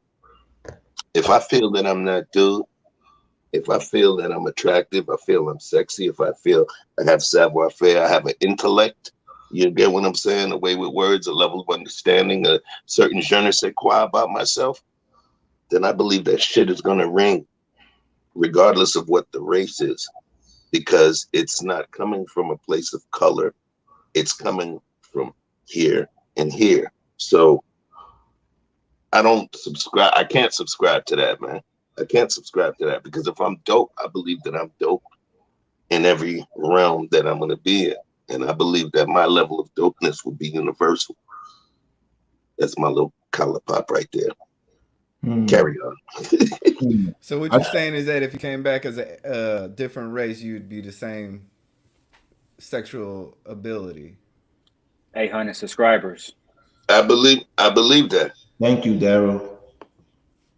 800 subscribers. 800. Thank you, Cheryl. Thank you, Victor. I appreciate you. No, thank me. I was talking that sexy shit. Thank you. Hold on. We want to talk about put some statistics up here, and I want to, before we really go into this rabbit hole about why I think that there's racism in the bedroom. I want everybody to really focus on these charts, and I'm trying to pull it up right now. You don't have to always have technical difficulties. I apologize for that.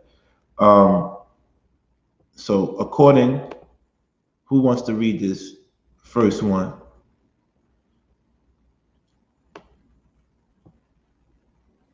I don't see it up there. Oh, it's coming right now. You know, my thing is slow, man. All these resources, I don't got a new MacBook Pro. You ready? Tell me what y'all think. I got you. Thank you. Social exchange theory. According to social exchange theory, a person will weigh the cost of a social interaction, negative outcome, against the reward of that social interaction, the positive outcome. These costs and rewards can be material, like money, time, or a service. They can also be intangible, like effort, social, approval, love, pride, shame. The rest of it is blocked by our faces. I can't see the rest. Hold on. Let me move that. All right. Shame, respect, opportunity, and power. All right. Perfect. One more. Let me give one more, and I'm gonna put those two together so you can get where I'm coming from. I'm gonna put those two together so you can see where I'm coming from with this.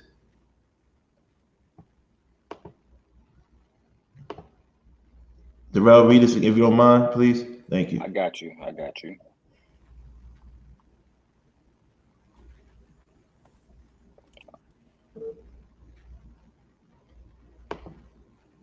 While we're waiting, I think that kind of alluded to kind of what I was saying, but we'll discuss it further.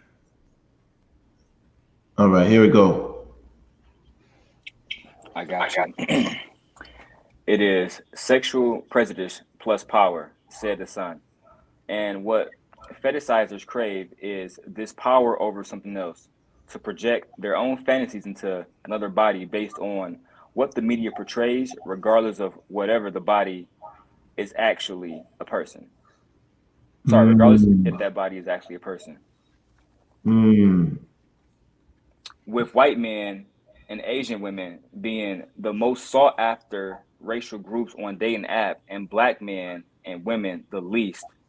Love is also that comment blocked.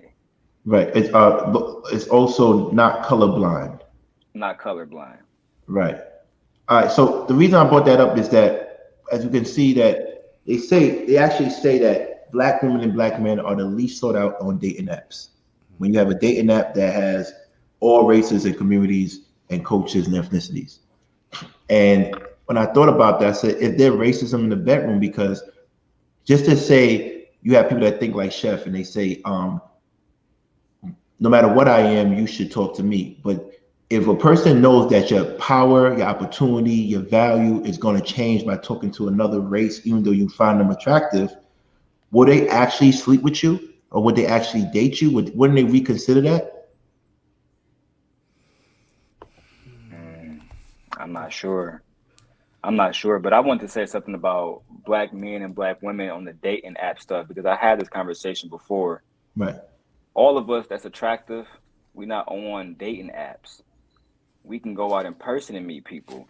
So a lot of the very attractive black women, they not on Tinder, they not on Bumble or wherever that stuff is. You know what I'm saying? Right. They don't need these applications to meet men at all. So I'm not saying that. So you saying the apps is an ugly fest? I ain't want to be insensitive. I'm not trying to. I didn't say it, but I'm saying that usually, from my experience, the guys that's like, oh yeah, I'm on Tinder, is guys that don't have hardly any interaction with women at all in real life. Because like for me, I live in East Lansing, which is where Michigan State is. It doesn't make any sense for a young man to be on an app like that where the entire city is flooded with women. So and it doesn't make any sense for beautiful women who attract men of all different economic backgrounds to go to an app and post a picture and do all that extra stuff when she can just go out in a nice dress and she gonna find somebody. So for me, I just want to clear that up, that I believe that's why, because like black men and black women are out actually dating in real life and not using these applications. So I kind of gotta push back. I don't want to pull too many people, but I'm gonna have to pull somebody in. Right? I saw piece of Lucky Marie. Right. So Lucky. I had an opportunity to watch that show, which was a wild show with you and Lauren. Wait, hold on. You promoting another show on our show? That's why I love you. That's why I love you. They give us love. They give us love. Shout out to Lauren, Melissa, and Lucky. That's why I love you. That's why I love you, Chef, because real is real. Just straight up and down, and it was a good conversation. It was Shoot Your Shot, right? It was called Shoot Your Shot, and Lauren. Wait. No, it wasn't Shoot Your Shot. It was something with the Coach Kenise lady, right? Lauren was stating that she had used, and everybody knows Lauren's beautiful. She's a beautiful flower, great charisma, photogenic and everything. Yes, and she admitted to using apps as well. And I think Lucky said that she didn't. The thing is, I believe, and I know extremely attractive people that would be considered catches that go on the apps. Right. Remember, the apps are not, and we're not just talking about like Tinder. We're talking about there's people that go on Plenty of Fish, right? Which is more or less a Christian-based app, okay? Those applications, of course, you put in whatever criteria you're looking for, and many of them actually match you. Some people who are driven don't have time. Some people say, hey, I could meet this lady, I could bump into this lady outside of the Whole Foods today and holler at her and go on a date. Or I could have this company that has algorithms for matching people, and they can do the same thing. But believe matching actually has the company. Can you hear me? Matching, the company doing the matching actually has. You fell off a little bit. You came back on. So you all right. Repeat the last 10 seconds. All right. So pretty much, Christian Mingle, that's another one, right? Plenty of Fish, Christian Mingle.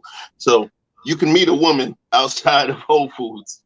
All right. You can meet a woman outside of Whole Foods and holler at her and decide you're going to go on a date with her. Or you can go to the app, and the app has an algorithm where they match different people based on whatever. It seems weird. It seems digital. I've never dated from the app, but I know tons of people that have used apps. And what I'm saying is that I don't believe that they're weird. Some people are really busy and they would prefer to have a list of what you would call leads as opposed to going out there willy-nilly and just shooting a shot to somebody that looks attractive. You know, you have statistics when you go in the app. You don't have statistics when you walk up to someone. You know, so that's just, I don't believe that it's just, you know, busted folks or low self-esteem folks. For what I'm gonna say this real quick before I get off. You know, My mind, bad. King. I definitely agree with Chef. I feel you, Chef, and thanks for shouting out that show, man. We don't do that over here. We shout out shows, we show love. Exactly. And the one thing I want to say is both of those women are very good, very talented. But yeah, I definitely agree. Women like Lucky don't need an app. She's too beautiful. That's all I gotta say. Mic drop. I'm out. Oh, Lucky, no. Lauren, King. Oh. I'm messing with you. But I'm gonna be honest with you. Most of the time, like Daryl, I could say if people like Daryl. First of all, Daryl is a fly dude because when I was playing the music and he was suggesting songs, I already know. I know he gets girls because the songs he want to play after certain songs, that's a playlist that you know you get certain girls. So, but he would do a dating app maybe because to expand his demographics, right? Not that he can't get girls, but most people do dating apps to expand. Like, so you can bag a girl in Cali, right? Because you're not going to be in Cali, right? You bag a girl in Florida, you expand. So, but the dating, some racism in the bedroom and in a dating app is real. People won't deal with you because the stigma that comes with who you are as a person, right? Or they might deal with you more for an experience, right? They might go on a dating app to meet that black stud, or a white man might go on a dating app to meet that Asian woman, right? Because they don't have the same circles, they're not in the same network. So we have to be really critical about, okay, how is racism coming into the bedroom? Chef?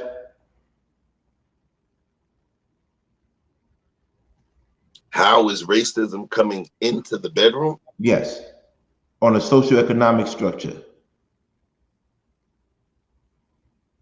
I mean, and again, normally he targeted down, but I could throw out plenty of examples. I'll give one. If she's walking in with, you know, with a brother, she's expecting for us to be packing heat. Right. And if a black woman is on a dating app and she reaches out to white men, what is she expecting? Is she really expecting love? See what I mean? No. I mean, I just turned my head. I didn't disagree. I just turned my head.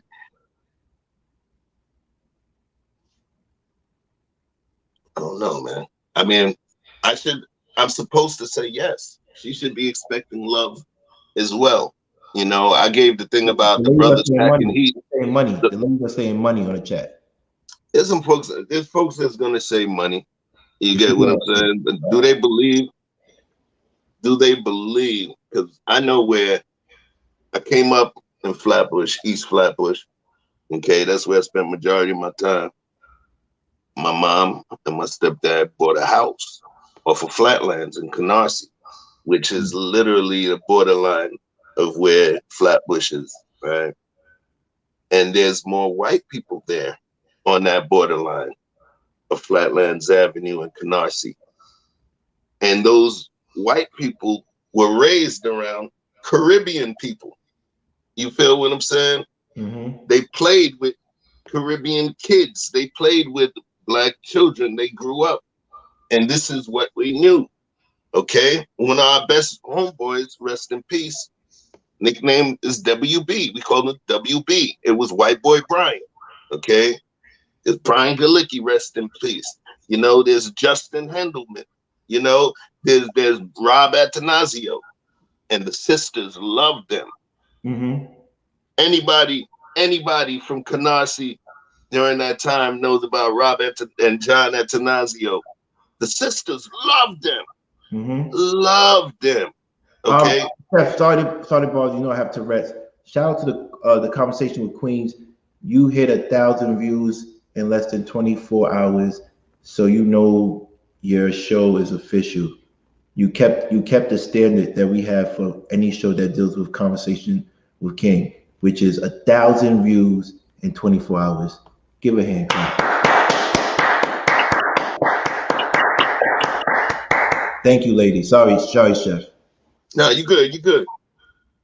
So on that side, man, you know what I'm saying? If you're from Brooklyn, you know Utica Avenue, Avenue I, Avenue J, Flatlands. Sisters were dealing, and if you know about South Shore High School, all right? Yeah, I know about South Shore. Okay, So South what do you say? Shore was totally blended, black Yeah, and white. right. So maybe I'm an anomaly, and maybe I see it a little differently. But some of them, them white boys had some swag, and the sisters were feeling them, and it had nothing to do with money. I think a lot of it has to do with proximity. I believe proximity plays a major part in terms of how the folks think and what they see. It's proximity. You know, I also think about experience. You know, I know. Ooh, okay. I know. For instance, one of my friends, his sister, right now is going through her Caucasian phase, and she just goes to the bar. She goes to the white bars now. That's all she wants to do, just hang around white men. That's just what she wants. So Why? I don't know. I've been meaning to ask her that, but I think she's just going through that phase now to where she just likes to be with white men. So I So don't. what about white men in the bedroom that makes her with Lauren? Like, woman in the chat, can you let us know why would black woman, Asian woman, or Spanish woman talk to a white man, and how is that like in the bedroom? I heard white guys are good lovers though. That's what CC says. Ladies, can you confirm that? Can someone come up and confirm this? Like, I want to know, a woman who has dated different men from different races. Can you tell us exactly how does racism play into the bedroom? I think sometimes people go. I will say, sometimes you go through your Caucasian phase, I guess, or sometimes you go through your interracial phase, and you know, I just think that especially if you don't marry young, and the longer you become single, you just crave variety. So the stigma is a man with good credit. Usually, when women talk about black women, they talk about dating a white man, they expect him to be financially stable. Have you ever heard of a black woman has initiate conversation with a poor white man? I'm asking both of you, Chef, you black.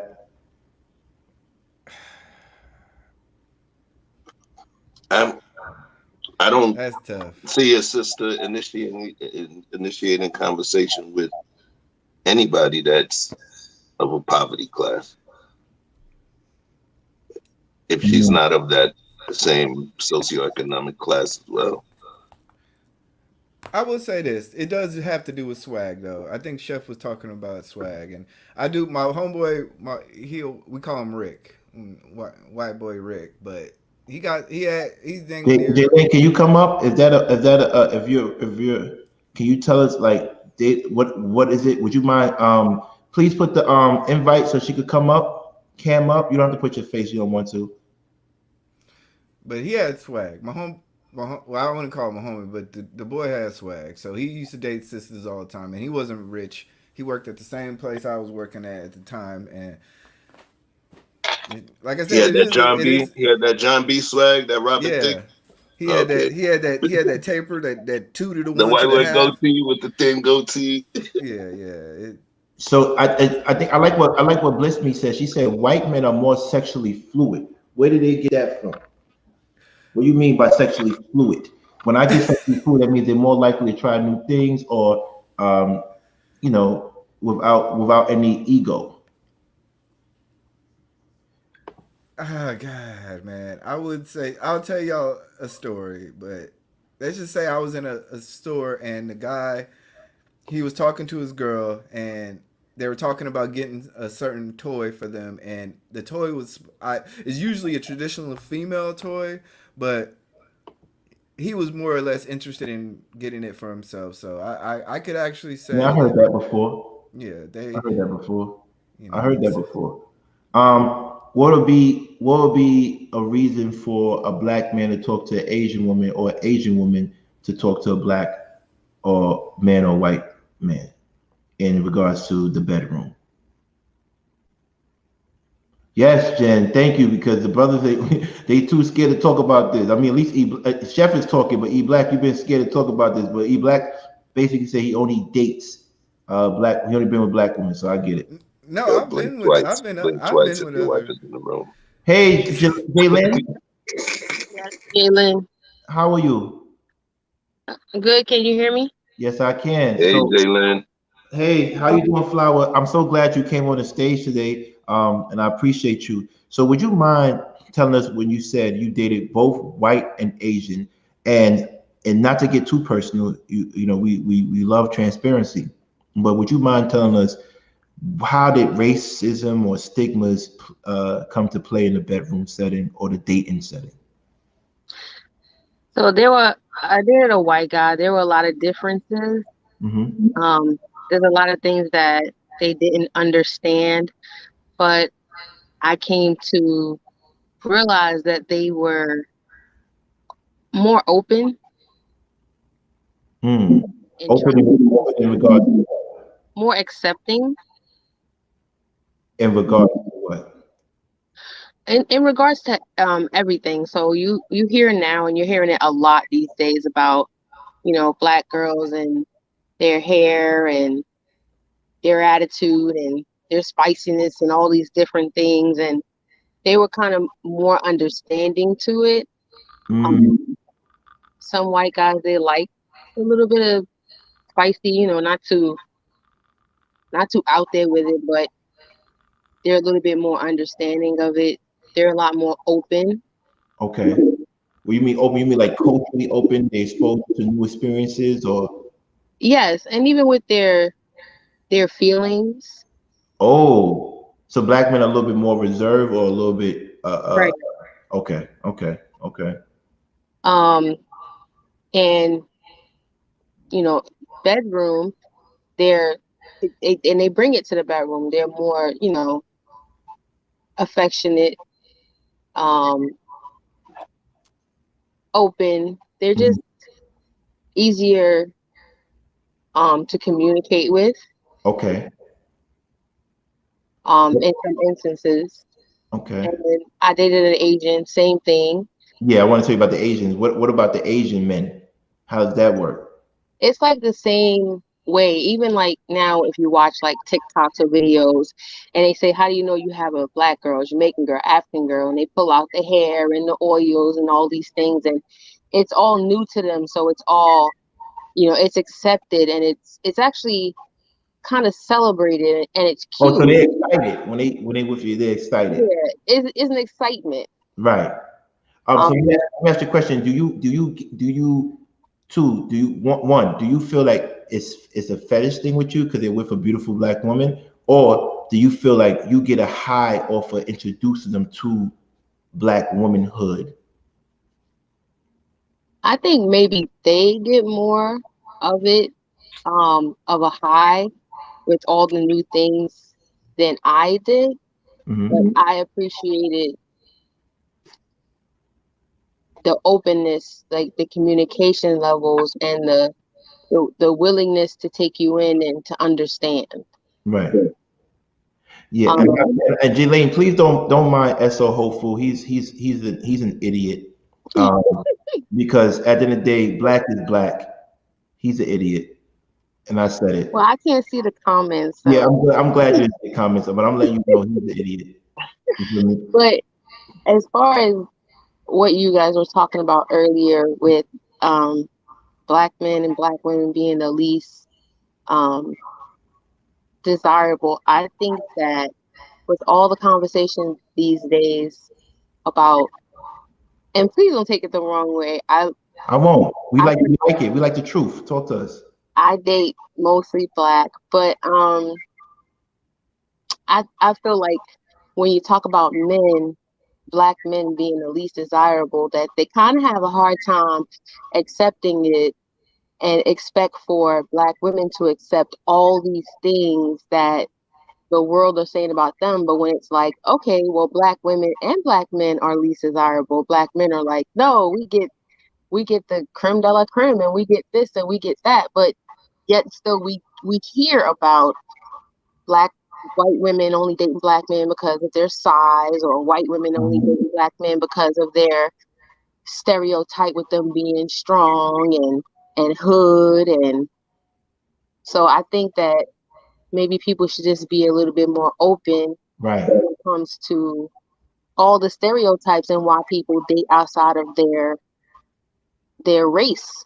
Because you do hear a lot about white women or Asian women being told not to date black men because it lowers the status in their community. Right. And that's what I want to talk about. I'm glad you picked up. I feel like I was the only one that understood that. Why do you think that? Because once again, stereotype, but typical, you're not talking about the black men who are out there doing things with their lives. And, you know, I hate to say it, but a lot of times they're aiming towards the Pookies and the Ray Rays who are doing this and doing that. So their family doesn't want those type of things tainting their culture. Right. No, I was talking to a Filipino woman, very successful. She was Filipino, very successful, brilliant, very charming. And I had lunch with her amazing daughter.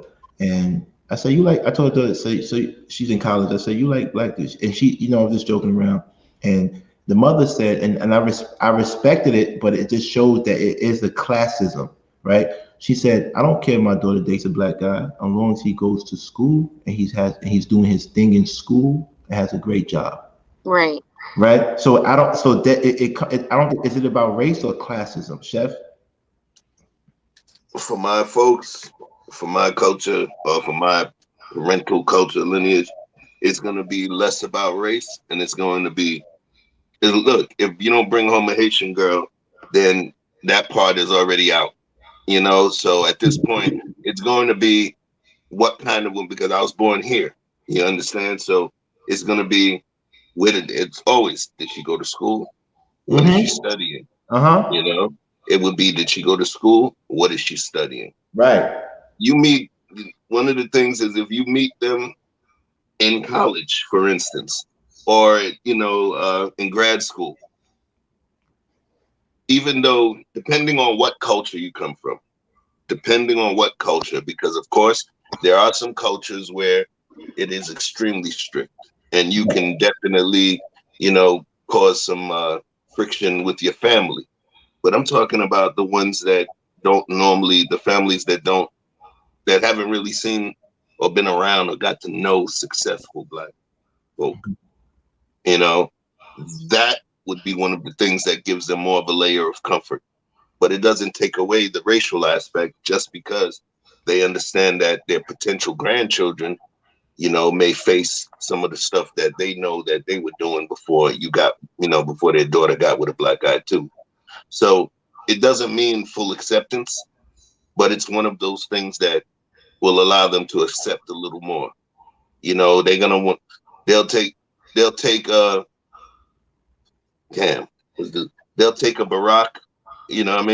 Barack over a Tupac, if that makes sense, but still may retain some of their racial insensitivities.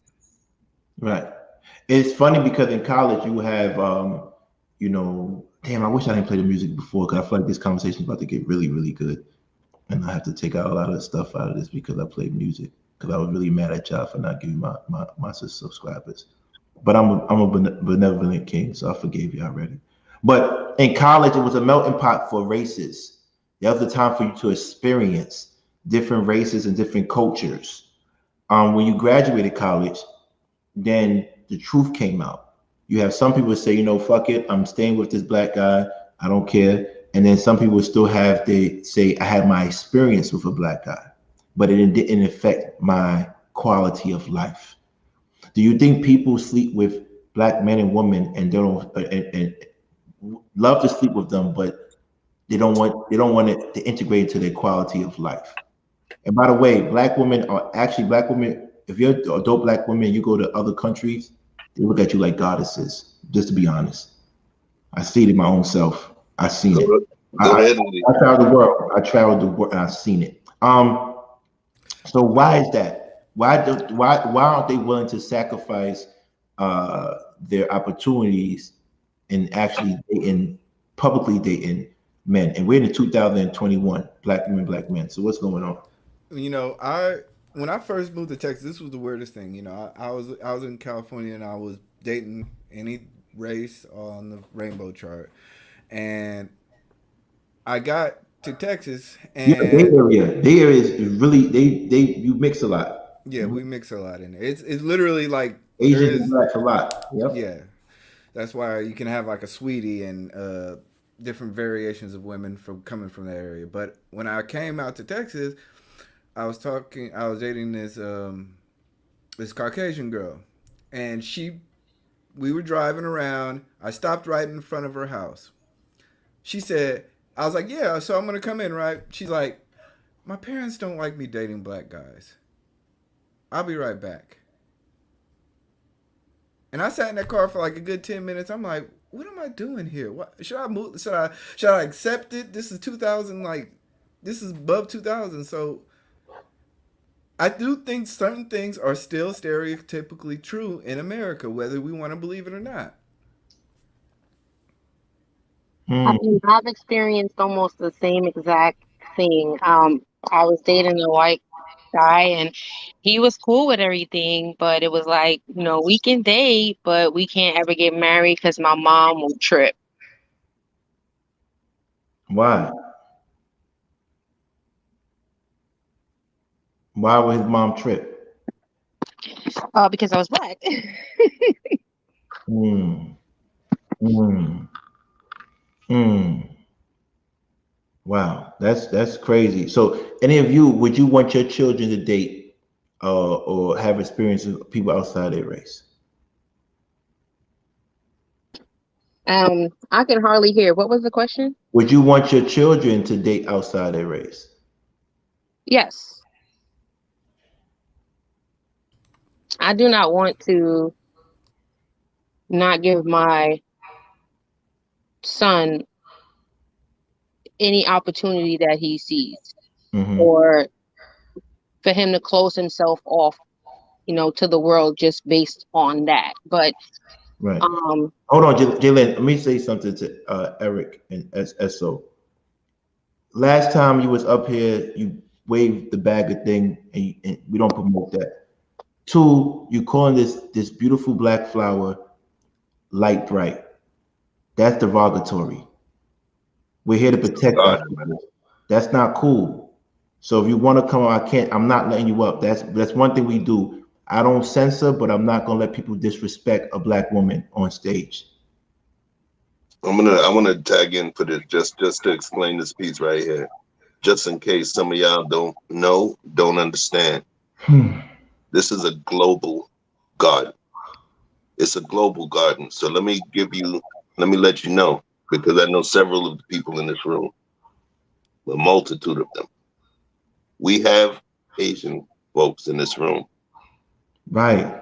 We have a white person or white people, Caucasian people in this room. We have Hispanic, Latina people in this room.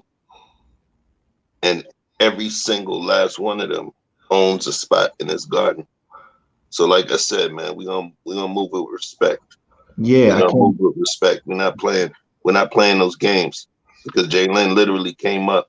Right. She had, well, it's not the balls, but you get it. She had the balls to come up and make a statement and speak her piece and share, while Right. other people are doing the click clack typey stuff.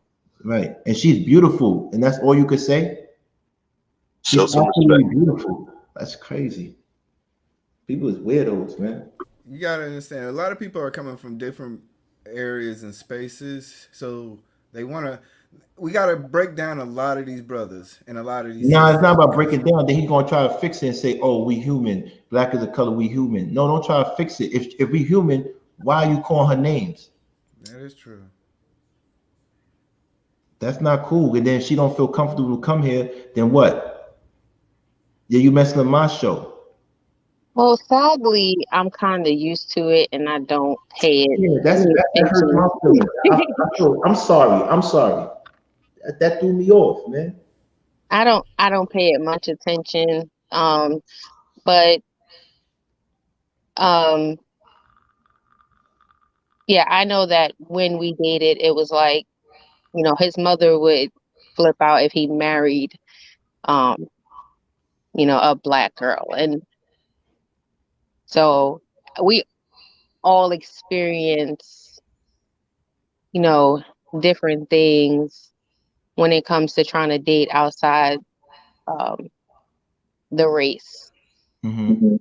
But I don't think that should deter anyone or stop anyone, but just having an understanding that for Black women, we are looked at as, exotic and something to explore and, not something to pour into maybe. And maybe for Black men, it's like same thing. This is something to, my race won't accept me for whatever reason, because I did hear about a video from a white woman that came out and was saying that if she dated a Black man, she would never be able to go back into her community and date a white man.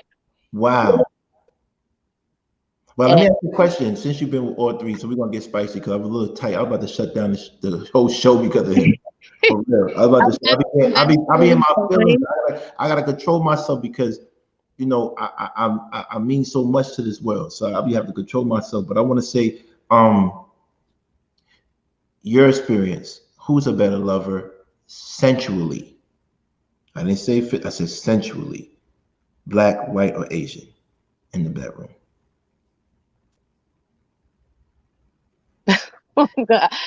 I would say Black. Sensually, like just being aware of your body, knowing, being intimate. You say Black. Yes, I fully heard the question. Okay, I want to make sure because usually people say based on E Black. He said whites might be.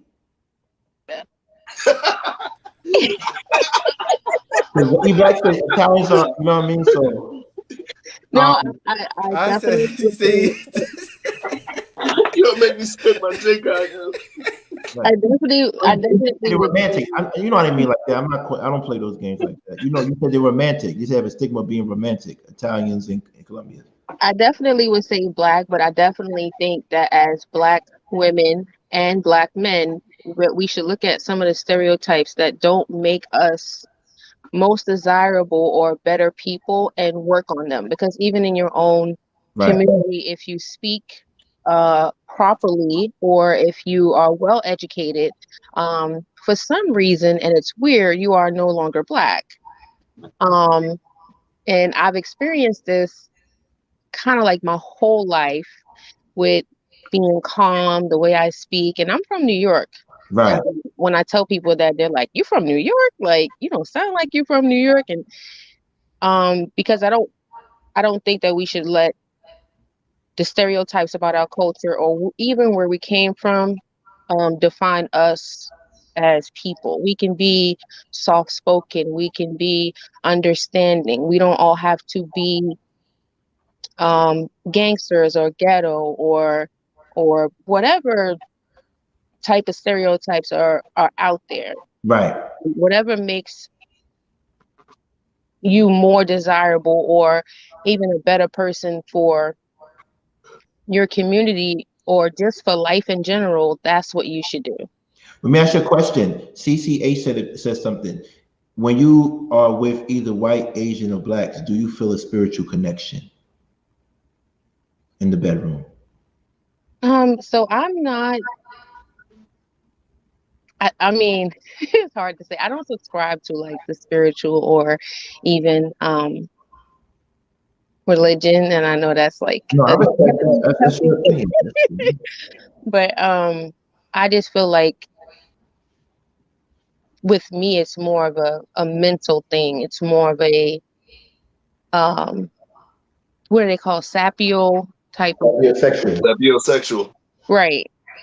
That, and for some reason it's people men who are able to connect with me more just have that with me. Not saying I can't teach and explain things and how we can grow together and that can become love.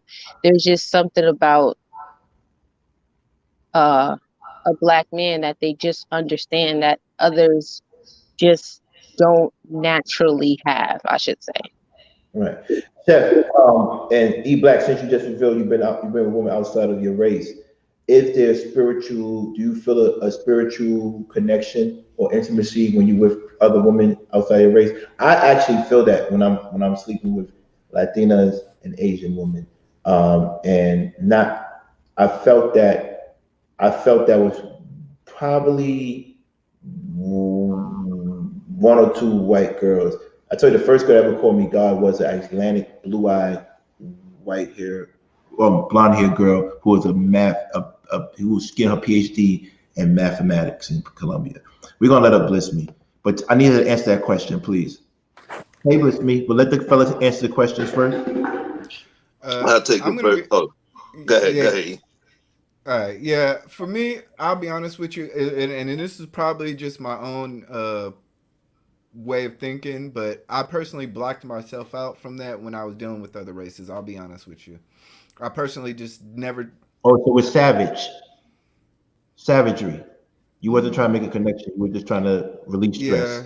Yeah, it was more a conquest than anything else. So I'll be honest with Okay. you. I never got myself to that part that deeply into it to where I could truly feel the sun and the moon and the stars and the oceans and the valleys, and I just I mentally just checked. I wouldn't say checked out, but I mentally just didn't afford myself that luxury. Yo, you see that? Hold on before you go. You see that? See what I mean, Chef? Look, see what I mean?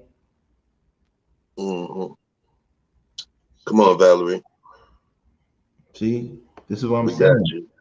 Yeah, We got you. yeah. This is crazy. All right, sorry. Bless me. What's up? Talk to us, because you said you had experience, and I want to know your viewpoint. Hey everyone. Hey, So Hey, I'm sorry if it's okay. I was calling to ask you a question about something you said, but about the experience, honestly, I don't have much. right, I went on 2 dates, one time with an Italian and one time with a Mexican. And for some reason, the Italian man kept finding it funny. Like basically throughout the conversations, I could tell I was a fetish. right, Like he was getting to like sexual comments, like real, like this is the first time I'm sitting down with you. right. Like he met me at my job and we went for drinks, and then it was Mhm. like the stuff he was saying, it occurred to me very fast. Like, okay, you're like a fetish, like he just wants to be with a Black girl. But then he said something like, oh my God, like if my mom saw me with you, she would just freak out. And I'm in my head like, okay, sir, even if you wanted to sleep with me, that wasn't the way. So I Right, never called him back. I right, never spoke to him again. So I don't have a lot of experiences, but from the 2 times that I've tried, we did not connect. We didn't relate. We didn't even have the same type of sense of humor. That's just been my experience. right. I don't know. I'm from Brooklyn. I like certain type of people. Hello. That's just what it is. I That's don't it. know. But and it's good and bad. It could be like I haven't traveled enough, so maybe I'm missing out on something. But I Right. find that I kind of relate better to people who were raised similar to me. Mm-hmm. But my question was, you said when Black women go to other countries that they're worshipped, right? Revered. Yep, worship and revered. Absolutely. Okay, so I had a question. Why do you think that here we're constantly told, even by other Black men, that we're at the bottom of the totem pole in terms of beauty? Like, why do you think it's such an opposite when you leave the country compared to when you're people who look just like you in your same place don't view you that way? Well, for me, you asking everybody or just Well, I was asking you because you're the one who saw it, but well, everyone could answer. okay, thank you. So for because I know Chef wants to get into this one, but I know me, I think it's a numerical thing. I think because there's plentiful here. So with the more something is, the less it's valued, right? So when you have a beautiful black woman like yourself go to another country, they probably don't have a lot of them there, so they value you more, right? They say less is more, right? Scarcity increases value, right? That makes sense. Yeah. Right. So that could be one reason. Another reason also is, for me, I just think that black people, when they travel to other countries, they already looked at it, put on a pedestal, because you're traveling. That means you have some type of sense of status or some type of money, right? And also you have some type of cultural capital. So it's more so a class thing. It has nothing to do with the looks itself, but just a class thing. Like, you're here, you have the money to be here, and so now we're on the same level, right? So what do I like?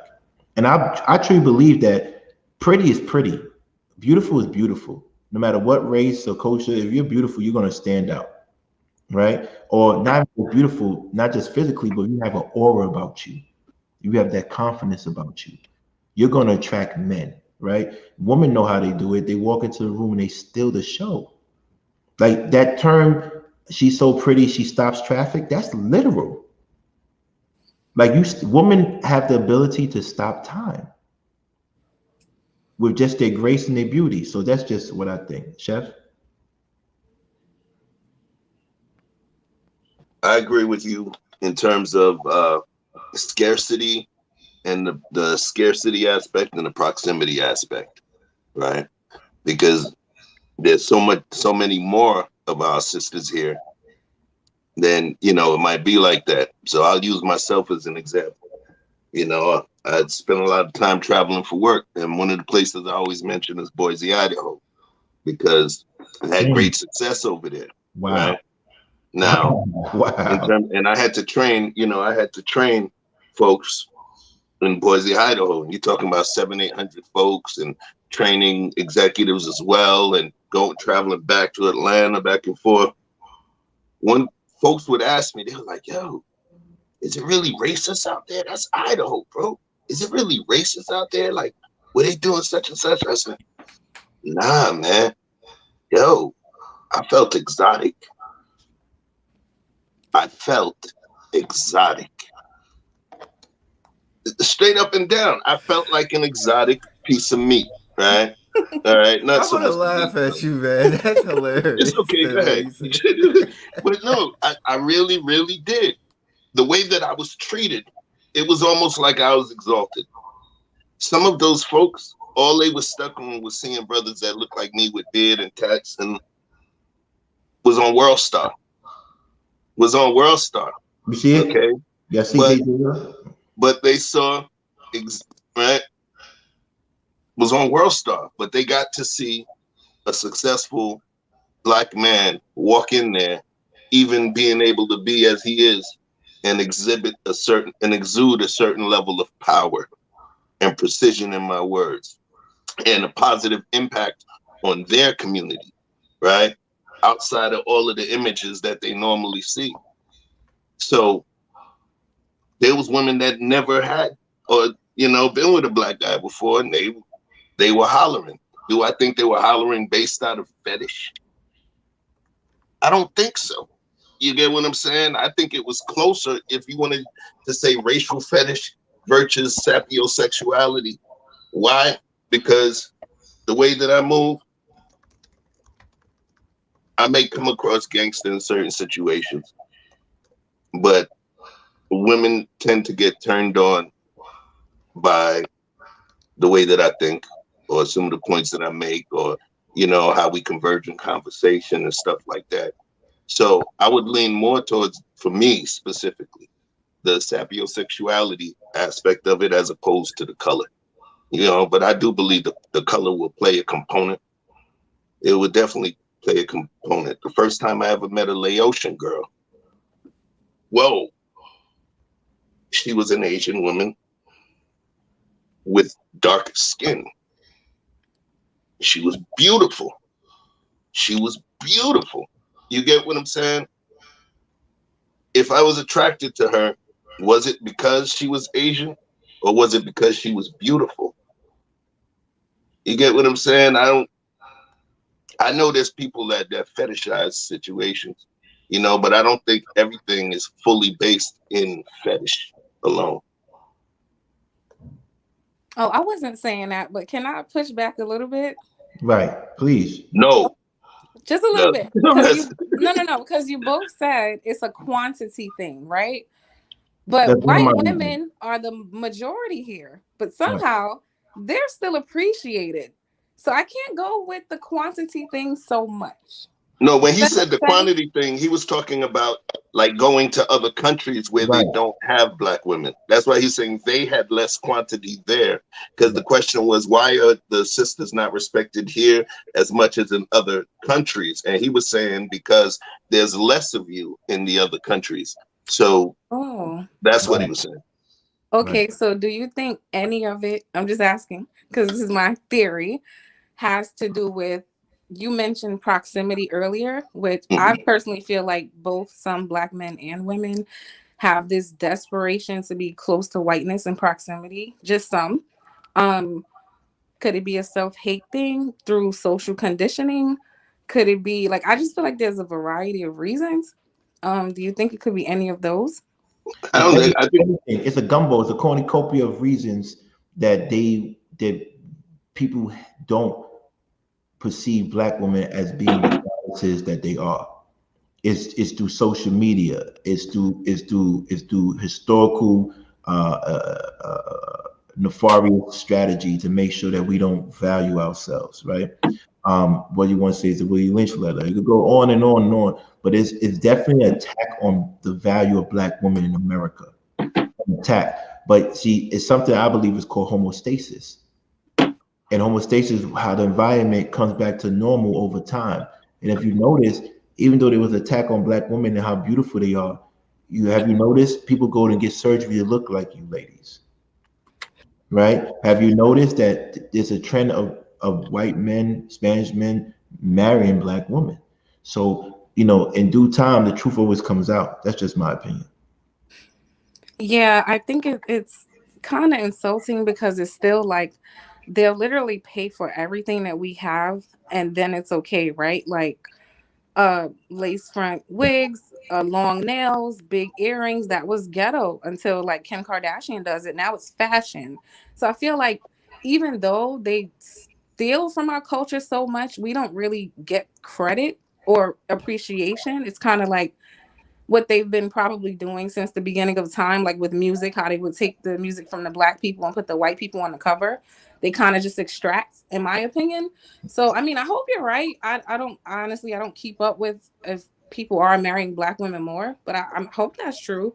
But Right. those were my questions. I But appreciate you guys. would you marry would you marry a white man or a Latino man or Asian man? Or would you just keep it within the dating aspect of it? I personally, just on a physical attraction level, I don't really find myself too. I've seen some white men that look good. I'm not gonna lie, but I Right. haven't really been attracted too much to the other group. But at this point in my experiences, I'm starting to think that I should maybe expand my reach and not limit myself because that might be the problem. But why is that?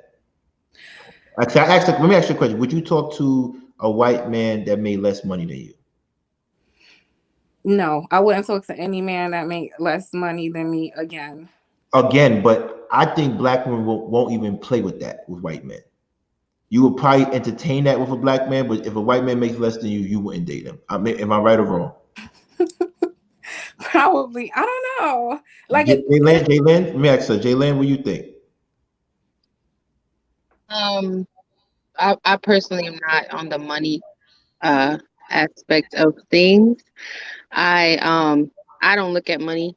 Um, I can respect any man of any nationality that may not make as much as I do, and still have that respect for him, still have that submission, and still have that take that leadership from him that I feel we play. I'm big on roles. I'm big on a man being a leader. I'm big on respecting, because I feel like they provide something for you that you may not need every day, but you forget about. But when he is there and it happens, it's a natural instinct for him to protect. So I think you should respect any man who's taken that role with you, of protection. You know, we hear a lot about protection, but I think women forget that has to be a natural thing for men, and they don't really have a choice, because if something's happening to you, you're expecting for them to protect, right? They're like insurance. You pay your insurance every month. You pay it on time so that you have that insurance just in case something happens, but you don't keep it clean and submit to your man every day because you don't get attacked every day, right? Wow. We forget about that part. We forget about them laying their life on the line at any moment for you. Woof. I disagree with that because a lot of men are not protectors. We just gonna call it what it is. A lot of men are not naturally. Yes, they should be, but a lot Not of them protecting or not providing. But whether or not either one. But I know people who don't do either. Honestly, one at a time. You go. It's your turn. I'm sorry. Whether or not they are, we are expecting it. So whether or not they are protectors, we are expecting them to protect. So if a woman is in public with her man and something happens to her, we're expecting for him to protect. Now, if he runs or he leaves her there, we're going to talk about him like a dog, because the expectation was for him to protect. So whether he did it or not, the expectation we have is for him to protect. Bliss? Okay, so maybe I should take a step back. Not to say that I don't necessarily respect someone if they don't make less than me, but from my experience dating someone who being in a relationship with someone who doesn't make as much as me, let's just say that relationship is over now. Yeah, don't listen. Don't apologize for that. I don't blame women when they say that. If that's what you want, that's what you're gonna get. But I'm talking about the protection now. So I respect that, Bliss. Me, if you don't want to date somebody that makes less than you, don't. Trust me, I'll fuck with you with that. But last night when I went out to that fly little spot in the city, very exclusive spot, I might add, because that's what I do. I do exclusive things. When I went there, and I'm thinking it's a cool spot. I'm talking to the CEO of a marketing company. I'm trying to get people in the panel on the conversation with Queens. I'm having Casa Dragones tequila, Jovine, drinking it, and then a big Asian dude came in. His girl was trying to stop him. I'm like, what is going on?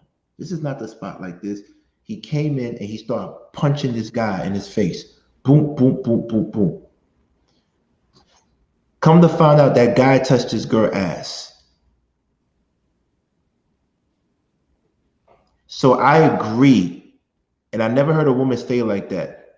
All that submission or all that love, even though he might not provide, and a man should, because I agree with Bliss on that. But it's gonna come a time where you're gonna get tested and you better perform. Because if you don't perform, it's over. How many women on a panel in the garden will still be with a man who got beat up trying to defend your honor? I would, because he was trying to defend my honor. That's all that matters. If he didn't try, it's different. Okay, Jalen. I would definitely, and like that's the point that I was trying to make. The expectation is for him to. So if he loses and he was protecting me, of course I'm gonna take him home. I'm gonna bandage him up. I'm gonna take care of him. But are you gonna be, when you get in a fight, you're gonna be like, you didn't do that to the other dude that was beating your ass? No. Okay. Never. No. Okay. But Fellas, as far as providing goes, I agree there has to be a level to provide. That's just not my thing, but I don't disagree with any woman that says I can't be with a man that doesn't make less than me. But the comment that I was commenting on was they're not providers and protectors. I don't think that the protection part, the expectation is for them to protect, whether they lose or not. I mean, that's a different story. But if he's fighting in my honor to protect me, he would still get all of the same respect and all the love in the world for doing what he needed to do to protect me. I don't think that. What do you mean? Protect you or portray like he's protecting? Like, again, some guy touches your butt and he just start throwing bottles and chairs, but he don't really want to fight. He just gets on chairs and shit. He gets a bottle on top of his head and he's ready to or actually protect you. Is he portraying like he wants to protect you, or like, because you know women can see the difference. Well, yeah. Women can see the difference, but I think that's why people, when you're not dating with purpose, you get into situations such as that. You know, when you have someone who, if something is gonna happen, that they're gonna jump in front of you to protect you. You know, when you have that. Now, whether they win or lose, that's different. You know, not everybody's gonna win every fight, but the very thing that he is giving, his life, is priceless. So I just don't understand when it's like a man is with a woman and we don't think that we need to take care of them. We like I said before, we pay our insurance, right? Just in case something happens. So you should be feeding this man, making sure he comes home to a clean house, making sure he is mentally and physically satisfied, because at any moment he is laying down his life for you. Now, what if he loses the fight and he doesn't make it out of the fight? He laid his life on the line for you. And she gonna smash your friend. Anyway, with that being said, you laughing. He gonna smash your friend that can't fight. So question: do you feel more protected? See, I gotta go back to race in the bedroom. Do you feel more protected when you're walking next to a white, Asian, Spanish, or black man of the same size? Who do you feel more protected by?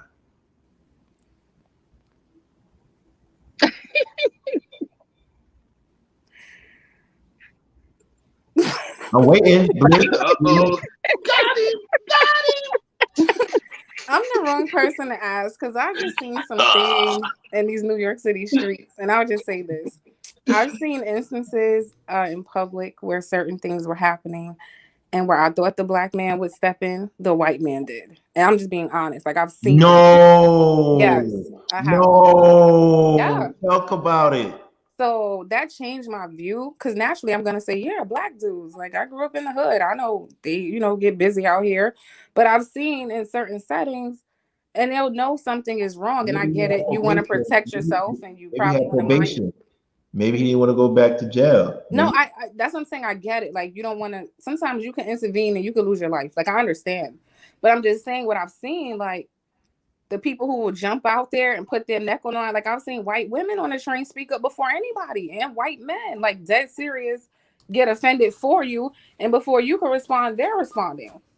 Like, I had this Puerto Rican man said something racist. He called me a nigger bitch on the train because I didn't want to talk to him, and the white man next to me went ballistic before I could even answer. He went crazy on him, and there were black men sitting around. They didn't bat an eye. It was like, all right, whatever.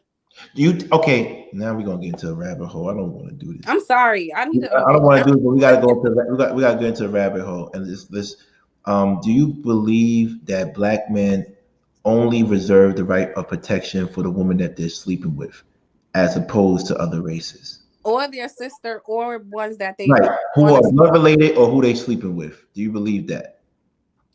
Most of the time, not all the time. Some black men, regardless, if that's what they stand for, they're gonna speak up. But most of them, I do think so. I believe that, and I agree with it, right? Only because of what we've been going through and things that I've seen. I'm from Queens and Brooklyn. And it's gonna sound really bad. I don't believe, I wouldn't want my brother to just go out there and be fighting for any black woman. And this, I can only say that because predominantly that was my surroundings, because of the whole us going out there and throwing stones and hiding our hands. So we go out there and we have a man with us that has been hitting us or doing whatever for years, and we're going to stay with this man, and we're going to go home with him, and no matter what, and a black man steps in and get killed, and you walk over his body with your boyfriend who he was jumping in to help defend, right? Or certain situations. So it gets kind of sticky from when I was younger, and I had that belief of, oh, it's a woman, go out there, protect her, help her. As to now, when I'm like, you have to know who you're going out there to help. So if it's not your sister or it's not your girl, pretty much mind your business, because you don't know what you're stepping into. You don't know if this is a situation that she's been going through for however long with this man, and she's putting up with it. So why should you step in and put your neck on the line for something that, for a bet she made, pretty much? Listen. Thank Sean for making that contribution and directing it to Maricela. For those who just want to give Maricela a tip for running this amazing garden, please send it to the Cash App, but specify Modest, MODDESS. Then money will go directly to her. Thank you. Let's talk about racism in the bedroom and how some races just like to sleep with some races just to produce biracial children. Someone told me biracial children is like a cheat code for beautiful. Is that true? Now, I've heard about it. Like, women will say, oh, I want to sleep with this man. I want my child to have good hair. Or I want my child to look a certain way, so they won't have children with men who are dark, or they won't have. I actually had a cousin who had 3 kids with a white man just because she wanted biracial children. She didn't want, just black children. So that goes on a lot. I agree. I personally know people in my family. Most of my a few family members have married outside of our race. So I grew up kind of watching the elders do that. Right. And they never outright said it, but the things they would say to each other, like, oh, your big nose or your hair, I kind of figured out that was why. Wow. How did you feel? I guess because I'm not so dark, a lot of I didn't get a lot of those comments, so I kind of felt like I guess I'm okay. But like as an adult, I see how like twisted that was, and I wouldn't speak like that in front of, if I ever had kids, in front of my kids. I just wouldn't do it. But I don't know, it was just normal because I would just hear those kind of comments about complexion or things like that since I was little. Okay. And when it comes to sometimes dating out, some of the reasons why I made the choice to date out is because you get told by black men that they don't want to date black girls. Yeah, I've heard that too. So let's see what Natalie says. She said biracial children are now considered a means of fortifying a race for athleticism. Everybody want their son to be. Well, to add to Natalie what she said, LeVar Ball is a good example of that, but I don't think he directly wanted to marry his wife for particularly that reason, but it's arguably one of the cases for that. Chef, you on mute. Yeah, the thing is, when LeVar was talking about picking his wife, the essence that I got from him wasn't that he was looking for a white woman to become his wife. He was looking for physical attributes, and the main one being tall. She was above 6 foot. She was above 6 feet tall, and she was an athlete. Volleyball player, right? Was it volleyball? It was. I think it was volleyball, but she was, ranked in the nation. So she was a top tier athlete, and she had physical stature. What's funny is the funniest thing about that, you just brought that up, in terms of him picking her or picking a wife based on genetics, right? It's so funny. A lot of times we pick based on love, You know, we pick based on love. We pick based on just looks. But we never actually, I won't say we never. I don't think that it's a norm that people will actually think about the genetic aspect when they pick their person, you know, over another person. That's why it's just crazy, because we're talking about the race aspect, but it just made me think about genetics, how this dude actually was looking at a woman's genetic makeup as well. You know what I mean? To determine who he's going to choose to procreate with. And And that kind of goes back to what Natalie was saying. shout out to LeVar Ball's wife. She's a cancer survivor, so I don't want to mean no Yeah, disrespect on that. I not at just saw all. the parallels between what Natalie was saying, so shout out to that. She's a great woman. Look, Mm-hmm. she dealt with LeVar, bro. So you already you already know. Let's switch some gears, okay? Yeah. So I wanted to touch on something that I think it's Bliss. Me, I don't want to say it wrong. Had said earlier about when other ethnicities put on all these things to try and be more like Black girls, why men flock to them. And um, I think that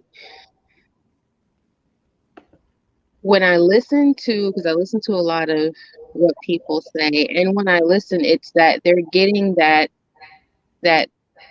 magic, that quote unquote Black girl magic, but not the rest of it, not the attitude, the non-submission, Mm. um the unwillingness, right? They'll go to work and come home and still cook and clean and take care of the house and do all these things, as to where sometimes we hear from our own race. So if I'm going out there to work, then I'm not coming home and cooking and cleaning, and I'm not doing this and I'm not doing that. So although things that they find inside of our culture may be appealing, such as the big earrings or the hair and everything like that, um, there's still other parts that they like more, Right. um, besides the look. So you now have, quote unquote, the Black girl look, but you don't have, and I'm trying to say this lightly, the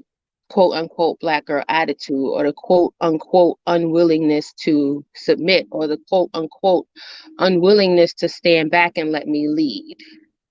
So I think sometimes those may play a part when it comes to stuff like that.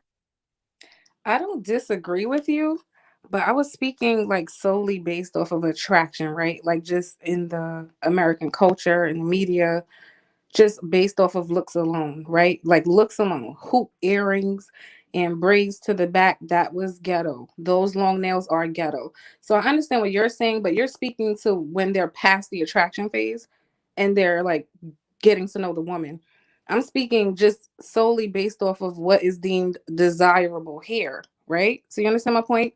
I'm not in disagreement. So I agree with what you said, but I'm talking about just what we're told is beautiful or what is or is not acceptable here. A lot of the things that we started were that's ghetto, that's unattractive. And then the next person did it and it was like, oh, this is high fashion. Like it just, so we're talking kind of about two different things, but I don't disagree with what you said. I don't necessarily think that we are talking about two different things, because the initial attraction is just for that short period of time, that moment, right? That initial attraction is what got that look. But if I'm a woman, let's just turn it onto the men. If I'm a woman and I see a Caucasian man and he got the hat on backwards and he got the jeans, and that's going to be my first initial attraction, if that's what I'm attracted to as a Black woman, right? Like, oh, he got a little bit of swag, yeah, he got a little bit of movement. But then as soon as he starts to speak or whatever, it's only but so many seconds or minutes in between the time from when you see that initial attraction that attracts you to that person before words are spoken. So I think it all intertwines all together. But so if I see, a white guy and I feel he got swag or whatever, and I go and I talk to him and and he sound different, or if I'm looking at someone in the club and that initial attraction is bringing us together, and all of a sudden he like, well, girl, I love your dress. I'm like, whoa, wait a minute. So So I think let me ask you a question. People are saying that black women are not valued, but I also get I also get that narrative that black women are over sexualized. Can you ladies explain that? Cheryl, Bliss, and Jalen, can you explain that unique, like, contrasting belief that you're not valued but you're over sexualized?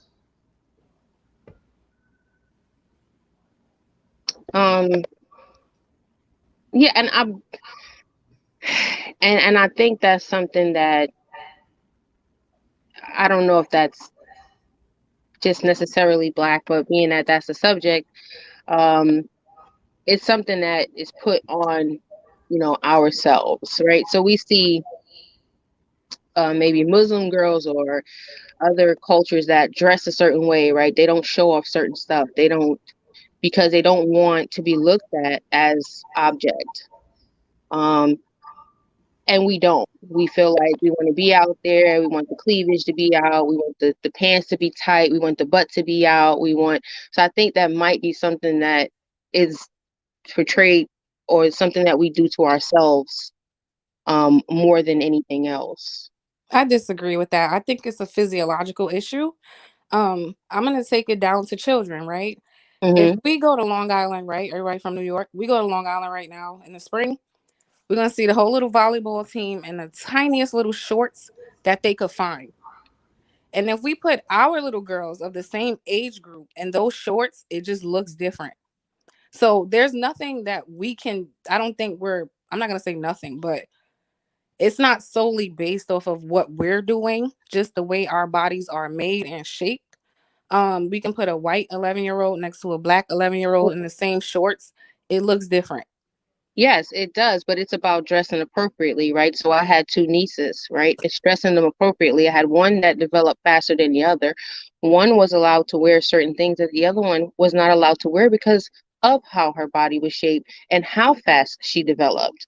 So I'm not going to put that on her knowing how it looks on her, because she is shaped different and she has different body shape than I will put on a child who maybe doesn't have a shape. That's just like you take grown women, right? I may be a B, you may be a D. Should you wear what I wear? No, because it's going to look different on you than it will on me. Yeah, I just don't agree. I understand that for adults, but I feel like for children, if they have to wear the black shorts uniform, my kid should be able to wear the damn shorts and she shouldn't be judged for it. That's just my opinion. And this is why I say we bring it on ourselves. I have a question for you.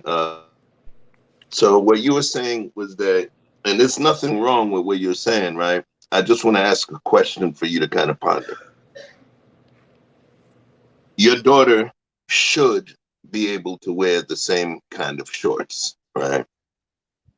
But let's say your daughter is fully endowed or more endowed than the average child of her age. My question is, would you want her in those same shorts? Especially understanding the way that they would fit way different and be considered somewhat, not promiscuous, but somewhat risque. So my question is, should she be able to? Okay, yeah, she should be able to. But my question is, if the whole issue is the way her body fits into that clothing, why would you want them to wear that? That Because makes sense. I don't look at kids and get sexual thoughts. So to me, it's not a problem. But I understand that some people do. So I guess, but that is literally what over sexualizing them is, in my opinion. I don't look at little boys like, oh yeah, that turns me on. Like I don't. So I don't know, but I feel like that's what goes on. Because to anyone who has a problem with it, in my opinion, why do you have a problem with it? What kind Do of you feel feelings are you have when you look at that little girl? so? So listen, I got daughters, right? I don't think like that, but also you have kids. Oh no, I was not saying you. Don't miss. No, No, I no, don't. no. I No, know, no, I no. know. I'm not taking it personally, but No, I good. don't. I don't have So, children. the thing is this, right? And there's nothing wrong with that. What it is that when we have the children, is we don't just have the love thing. We have that thing that we have to have when we marry a woman. You know, the idea of protection and provision. But when the kid is born, it's a little different. That's something that boom pops up into our system once that child, or in your system once that child goes through your birth canal. And you're not going to be thinking about how I think. You're going to be thinking about the way the world thinks and what you're going to be, the crazy world you're subjecting that child to, right? And I understand that I'm not a nefarious individual, but I do understand the vicious jungle that we live in. You get what I'm saying? And I want to make sure that my child is safe. If I know that my child inherited, you know, her mom's butt and breasts at a young age, I am not going to put her into the same little shorts that the other kids would. I might have to get her a larger size so it'll be more baggy on her. You get what I'm saying? But as our children, especially with our women, our flowers, one of the things we try to teach them is modesty as well. All right. And not just modesty in terms of behavior, but modesty in terms of presentation. And if the fit of a particular outfit, you know, changes the presentation of that child,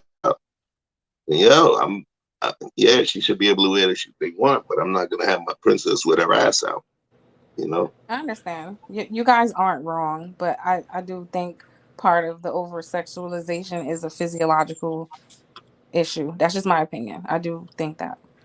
Right. And if we are aware of that, and it's not like you take other cultures and if you were to dress them in a bikini that they don't have butts and they don't have breasts, they do.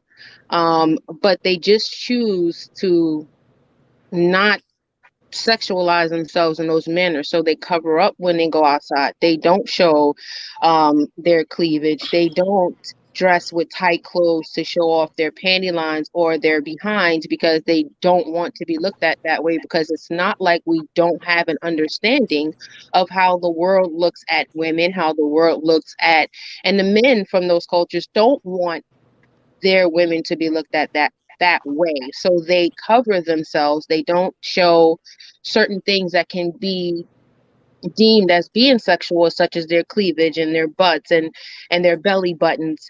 And in this culture that we have here, I would say more Americanized to be more sensitive. We don't. We feel like we can wear whatever, we can put whatever on our children, and other people will just have to deal with it and close off their minds, as if we don't know as human beings that this is a sexual look. Even for a child, I see children in booty shorts and crop tops, and they're showing off their belly buttons. And why are we dressing our children in the way where it can be looked at? Because we can do it, it doesn't mean that we should. I remember back in the days the Britney Spears fad that we had.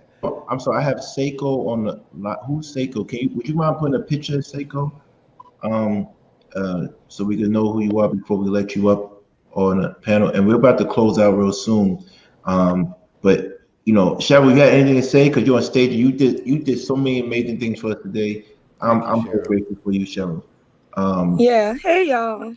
I was letting everybody else talk or whatever. Sherelle, what it do? You come on stage and just sit here all day if you want, anytime you want to. Okay, so I feel like now. everybody is coming from a right place. That's what I feel like, though. The missing component is we've been conditioned to feel like Black women are over sexualized, like that they're sexier. So let's say, like, even with the whole jungle fever thing, it's like even when during slavery, when we was brought over here, we wasn't modest because we was naked. So everybody was looking at Black women and seeing that our hips was bigger, our butts was bigger. You know what I'm saying? So you take that down, and even though the slave owner probably felt like, oh, we was ugly, or white people looked at us as, deemed us as less beautiful, the master was still, creeping back to the shack. Or when his people would come, he couldn't offer up his wife, so he would offer up his slaves. You see what I'm saying?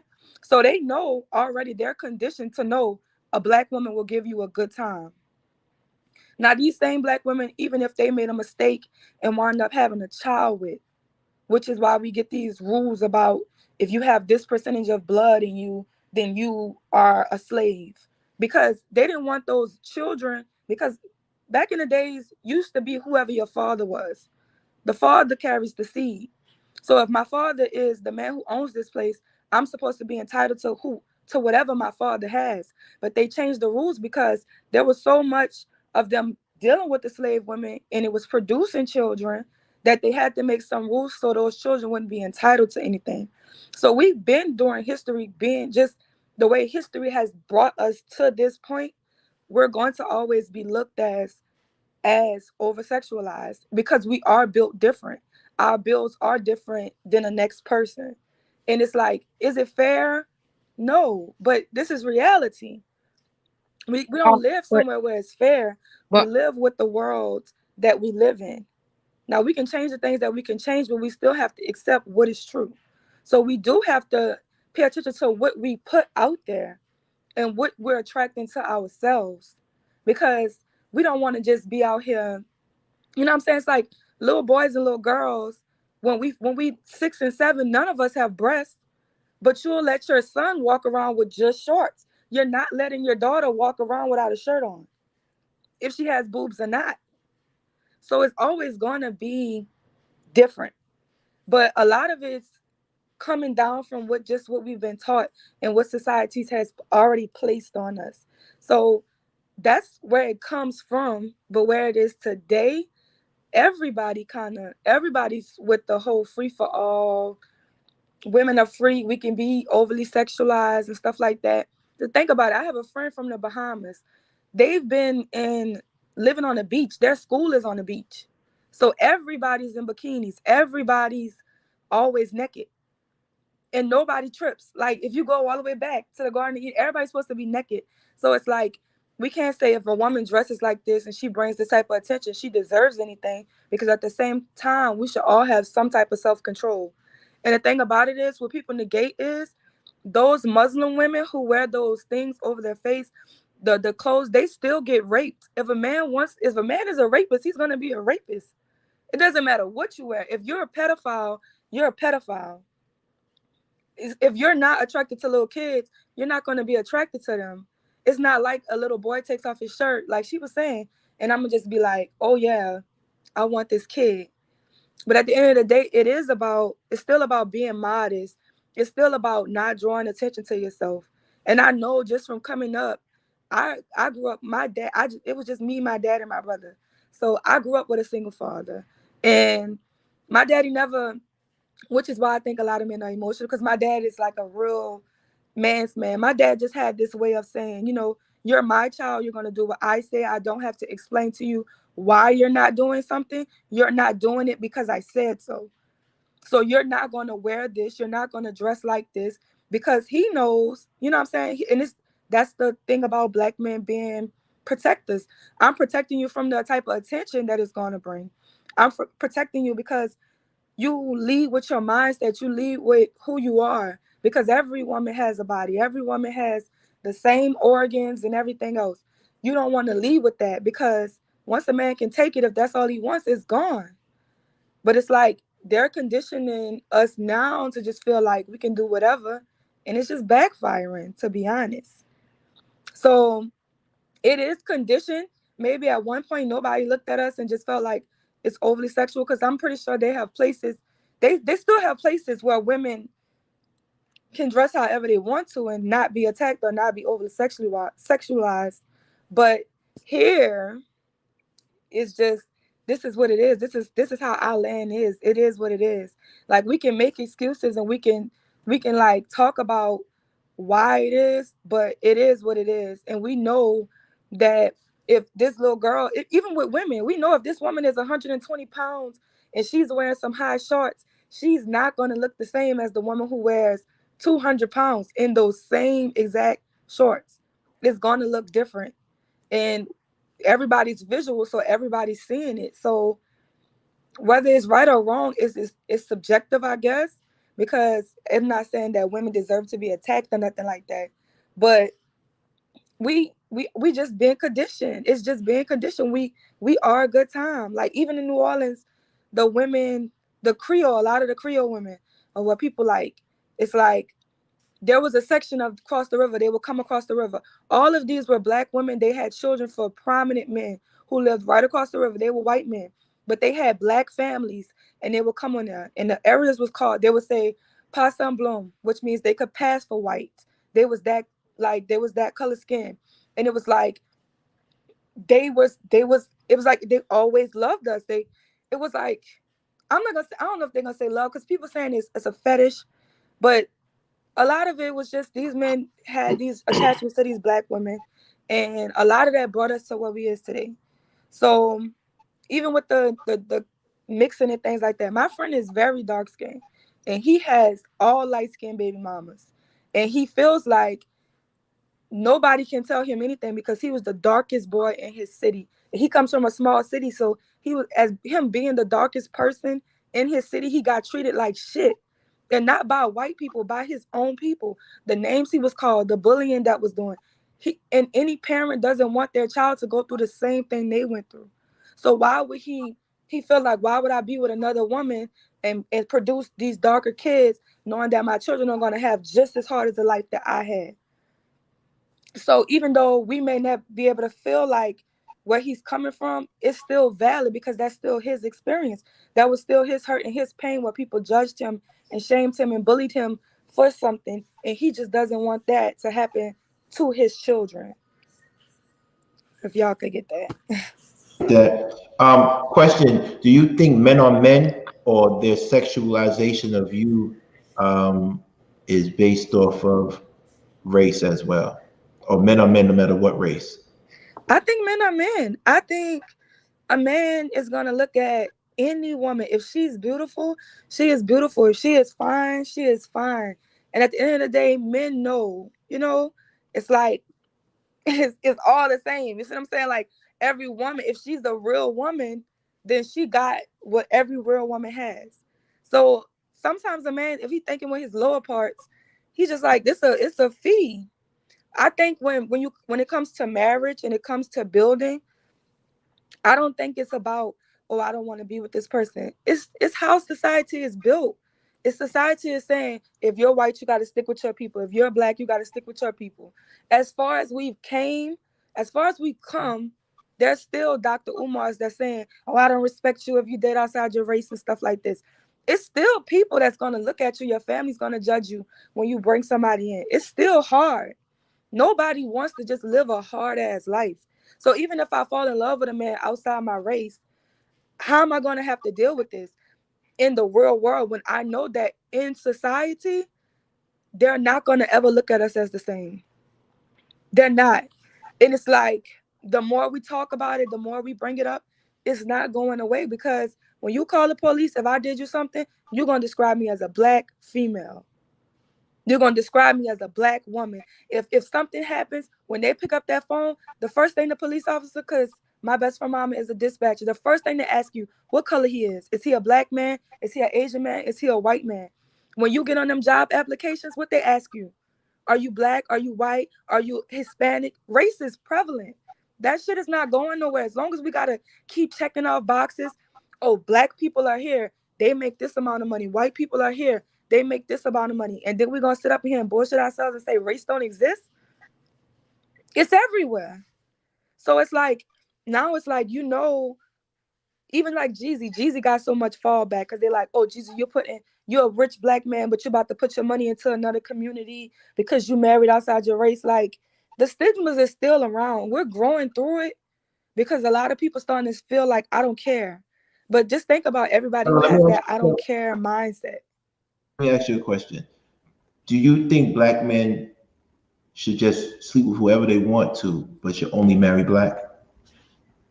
I think people should just stop sleeping around altogether. But that's just me.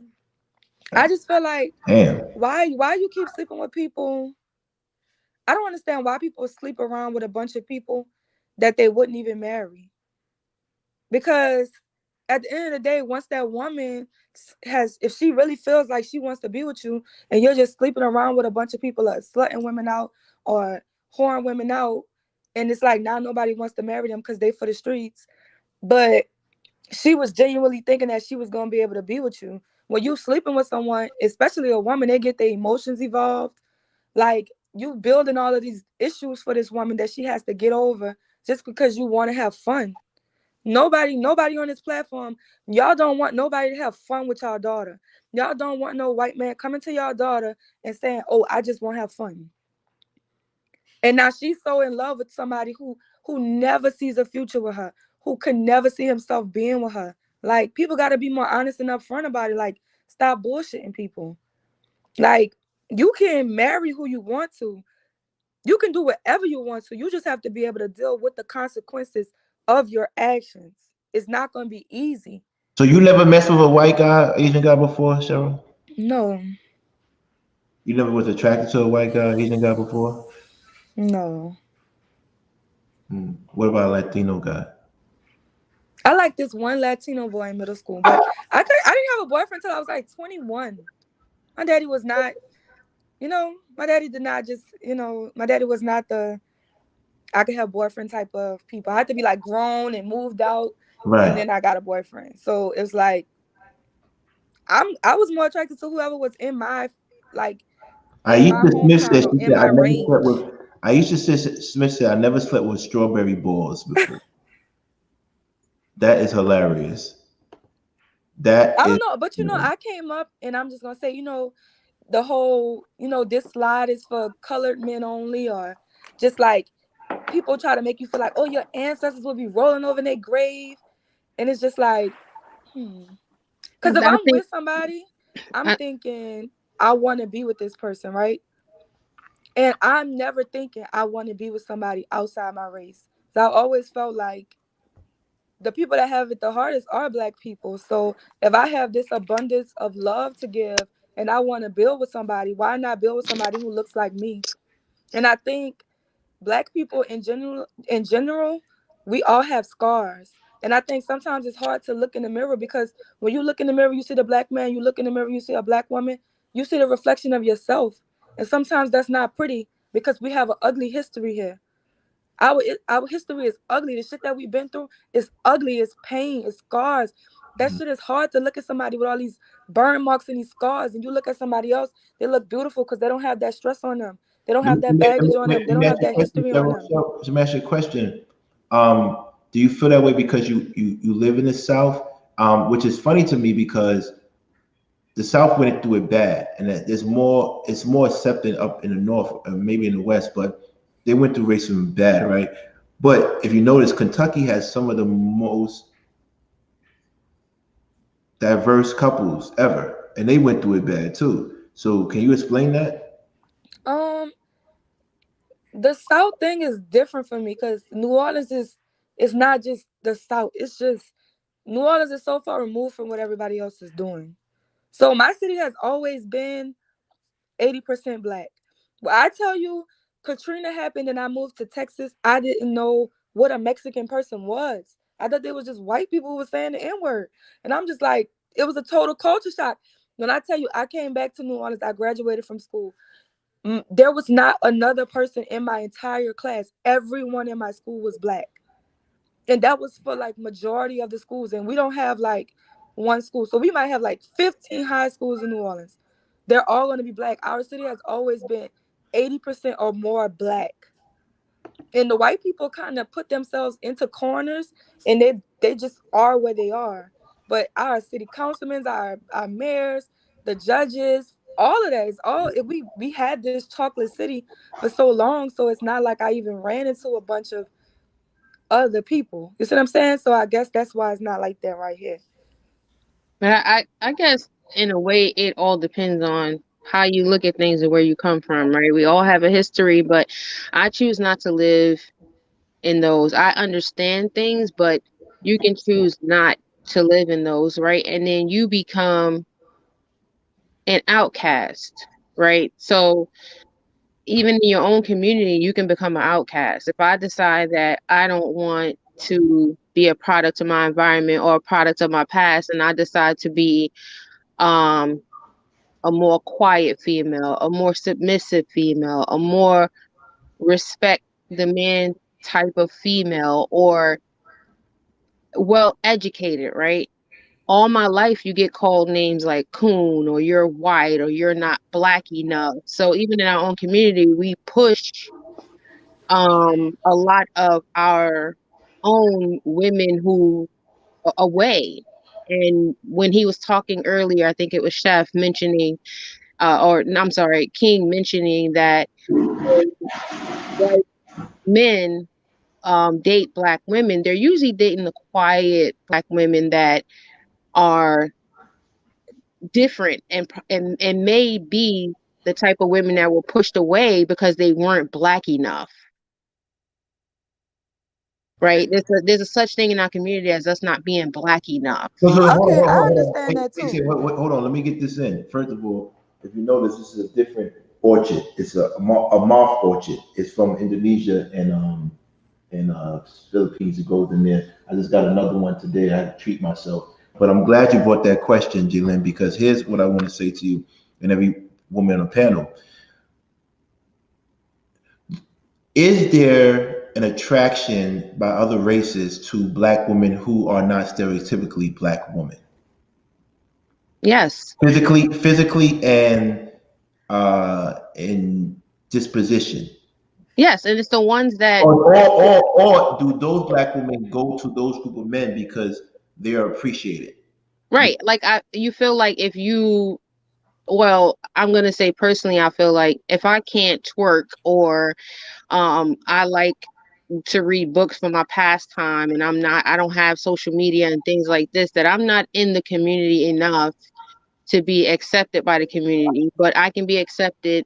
I can go white girl dance with my white boyfriend pretty much. I don't think so. I'm gonna tell you, my top 10 black girls, black boys, smart. The girl, the valedictorian from my class, her name was Paris. Paris is super smart. Dark brown skin girl, beautiful. We never treated her no type of way because I think that people automatically assume that if you're smart, it's because you act white or you're this type of person. But it's like these girls can twerk and they smart as hell. They got scholarships to LSU. They did it. So it's like the same way those women may feel like, oh, I'm smart and I'm a nerd and I don't know how to do this. And they feel like they're stereotyped. They also stereotype the loud girls or the girls that could twerk. Girls that can twerk are smart too. Cause she's the captain of the dance team, but she's the valedictorian. But while So we it's like talking, we didn't have a lot of those, you know, calling people white or something like that because they was educated. So I don't think that because I think a lot of people are smart. I think you but get the are we white thing talking? when you're just different.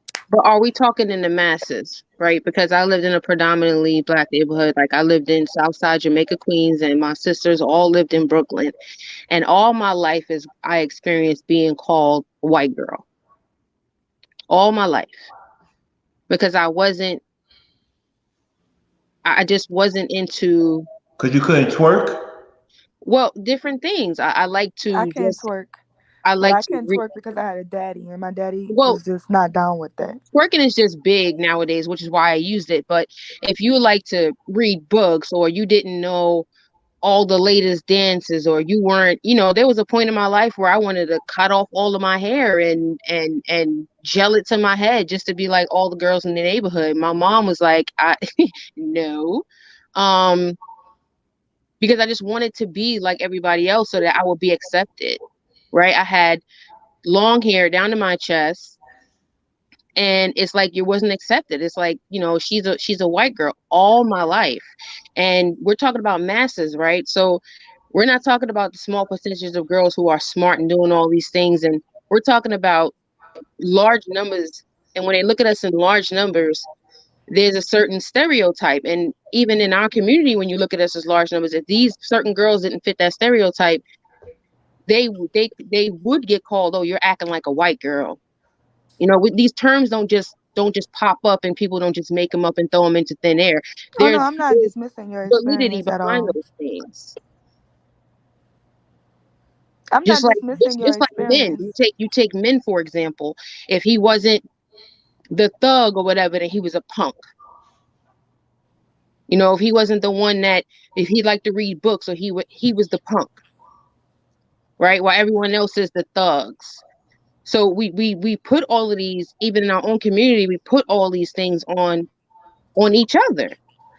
But let me tell you this. Okay, so I mean, I totally understand it because I'm from New Orleans, and if you ain't the killer, you ain't the man, and that's the thing. Like, people in dating, they lead with, "Oh, I got this many bodies," because that's just the stigma. That's You see what I'm saying? Like, crazy. it's totally different. I'm No, I telling you, it's believe totally it. No, different. I believe it. I believe it. They will insult. Bliss me, you gonna come to New Orleans? I'm telling you, they will I insult you like can't they would wait to just come. they will, they will straight tell you like, "What's up, small head or dusty?"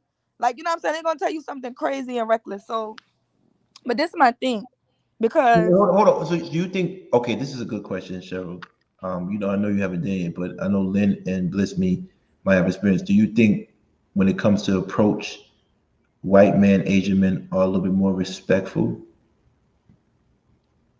no, Yes. Oh my God. I Yes. don't think so. I mean, y'all gotta see Definitely. the white dudes in New Orleans. They act just like the black dudes. They be tatted up and they talk the same. It's I was gonna ask you about that. Yeah, they are the same. Like, man, they got this one dude. He be going viral. But like, I don't know because even like if you meet a white girl that's So if she's did you really really from say New yes? Orleans, she She will said have the accent. It's a She will twerk. She will do like the culture is the culture. It's gonna get you. it's a yes, because once again, I'm looking at the masses, right? So we're not looking at those couple of white guys who may get tattoos or wear their hat backwards, right? We're looking at the mass, right? We're looking at the majority, and yes, the approach is different. mm. And yeah, I'm not even gonna blame it all on culture because we could take the same 10 dudes from one projects and some of them know how to talk to women and some just don't. So Right. I'm not even gonna put it off on that. It's an individual thing. Some dudes are just, But do they know or do they just don't care? Ooh. See, I just think this. I think this is this whole. no, however you want to put it. His question was who approaches who better. So But my but point this is was, We need 8 more likes to 150. but this is the thing, right? When you talk to the masses and you talk to black women, it's like, why you don't talk to white men? It's like, well, he's too plain, he's too this, he's too that. So we're talking about a mass of white men who don't have the swag that black men have. That's one thing that a lot of black women give to black men, is they have that swag, they have that thing about them, they have that, and it's Right. indescribable. And then when you get a white man approach you, it's so different because they don't have that swag, and it's different. Okay, this is my pushback. It's because this. Okay, this is the issue. Acceptance. You are you. Be you. Nobody can make me feel no type of way about being me because can't nobody else be me. Everything that makes me me is original. There can't ever be a copy. If you stand in your truth and you love who you are, what other people say will never affect you. So this is my thing. Don't judge a black girl because guess what? She probably got the flavor. So she want the boy with the flavor. People want who they relate to. And a But lot of times, nobody wants something from outside. Most times, people end up with the people right around the corner from them, right up the street from them, the people that they've known all their lives. My ex, his mom and my mom were friends since they was 15 years old. This is my cousin's best friend, is my that by sister best choice or friend by brother. Like, chance? huh? Is that by choice or by chance? Because some people can't go anywhere else. And so they Right? are It's not. just, It's That's by a good thought. chance. Yo, hold up. Hold up. Hold up. Hold up. This is why I always say options. right. What are your options? I don't want anybody taking Right. disrespect. Like, what are your options? Um, do especially within the bedroom or relationships or dating, do black women have options? I don't think anyone has a lot of options if they only go within a 10-block radius, So, right? but at what point do you take that into consideration and you understand that, right? Because like I said, I grew up in Southside Jamaica, Queens, and those of you who are from New York knows within a 10-block radius, it's still all the same thing, right? So when do you remove yourself? When do you do what you have to do to remove yourself from that so that you can do better? Is it that it if we know that certain things are going to make us better as individuals or people, right? Why aren't we doing those things? So Can I tell you?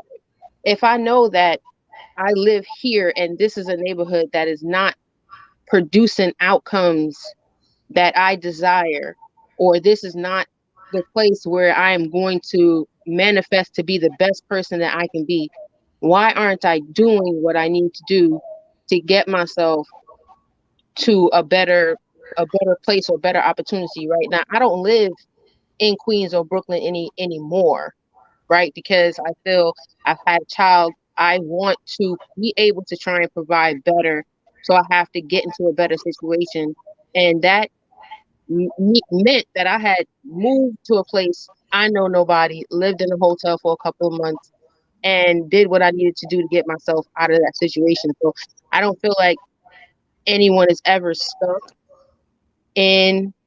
It's what you're willing to sacrifice and do to try and have a better outcome than what you were given. I think you're leaving something out. I think we have to consider the fact that you personally growing up may have been exposed to a certain lifestyle or a certain mentality that a lot of people who may be from Jamaica, Queens have not.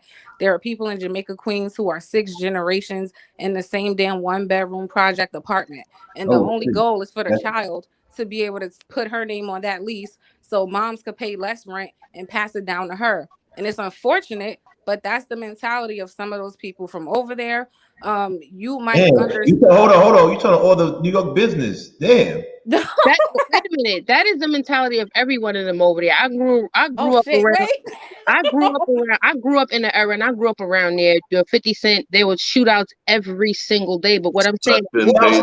We outside. exactly. At what point do you stop blaming your past or your life on someone else and take accountability for yourself and do what you need to do for the generation that you are bringing into the world to make them better, But right? this is the Wait, thing. wait, wait. Can I just answer her real quick? Because I didn't get to finish. I'm not blaming, but we do have to always consider all of the factors, right? If someone, like, if I don't know trigonometry because I've never seen it, are you really going to judge me for something that I've never seen?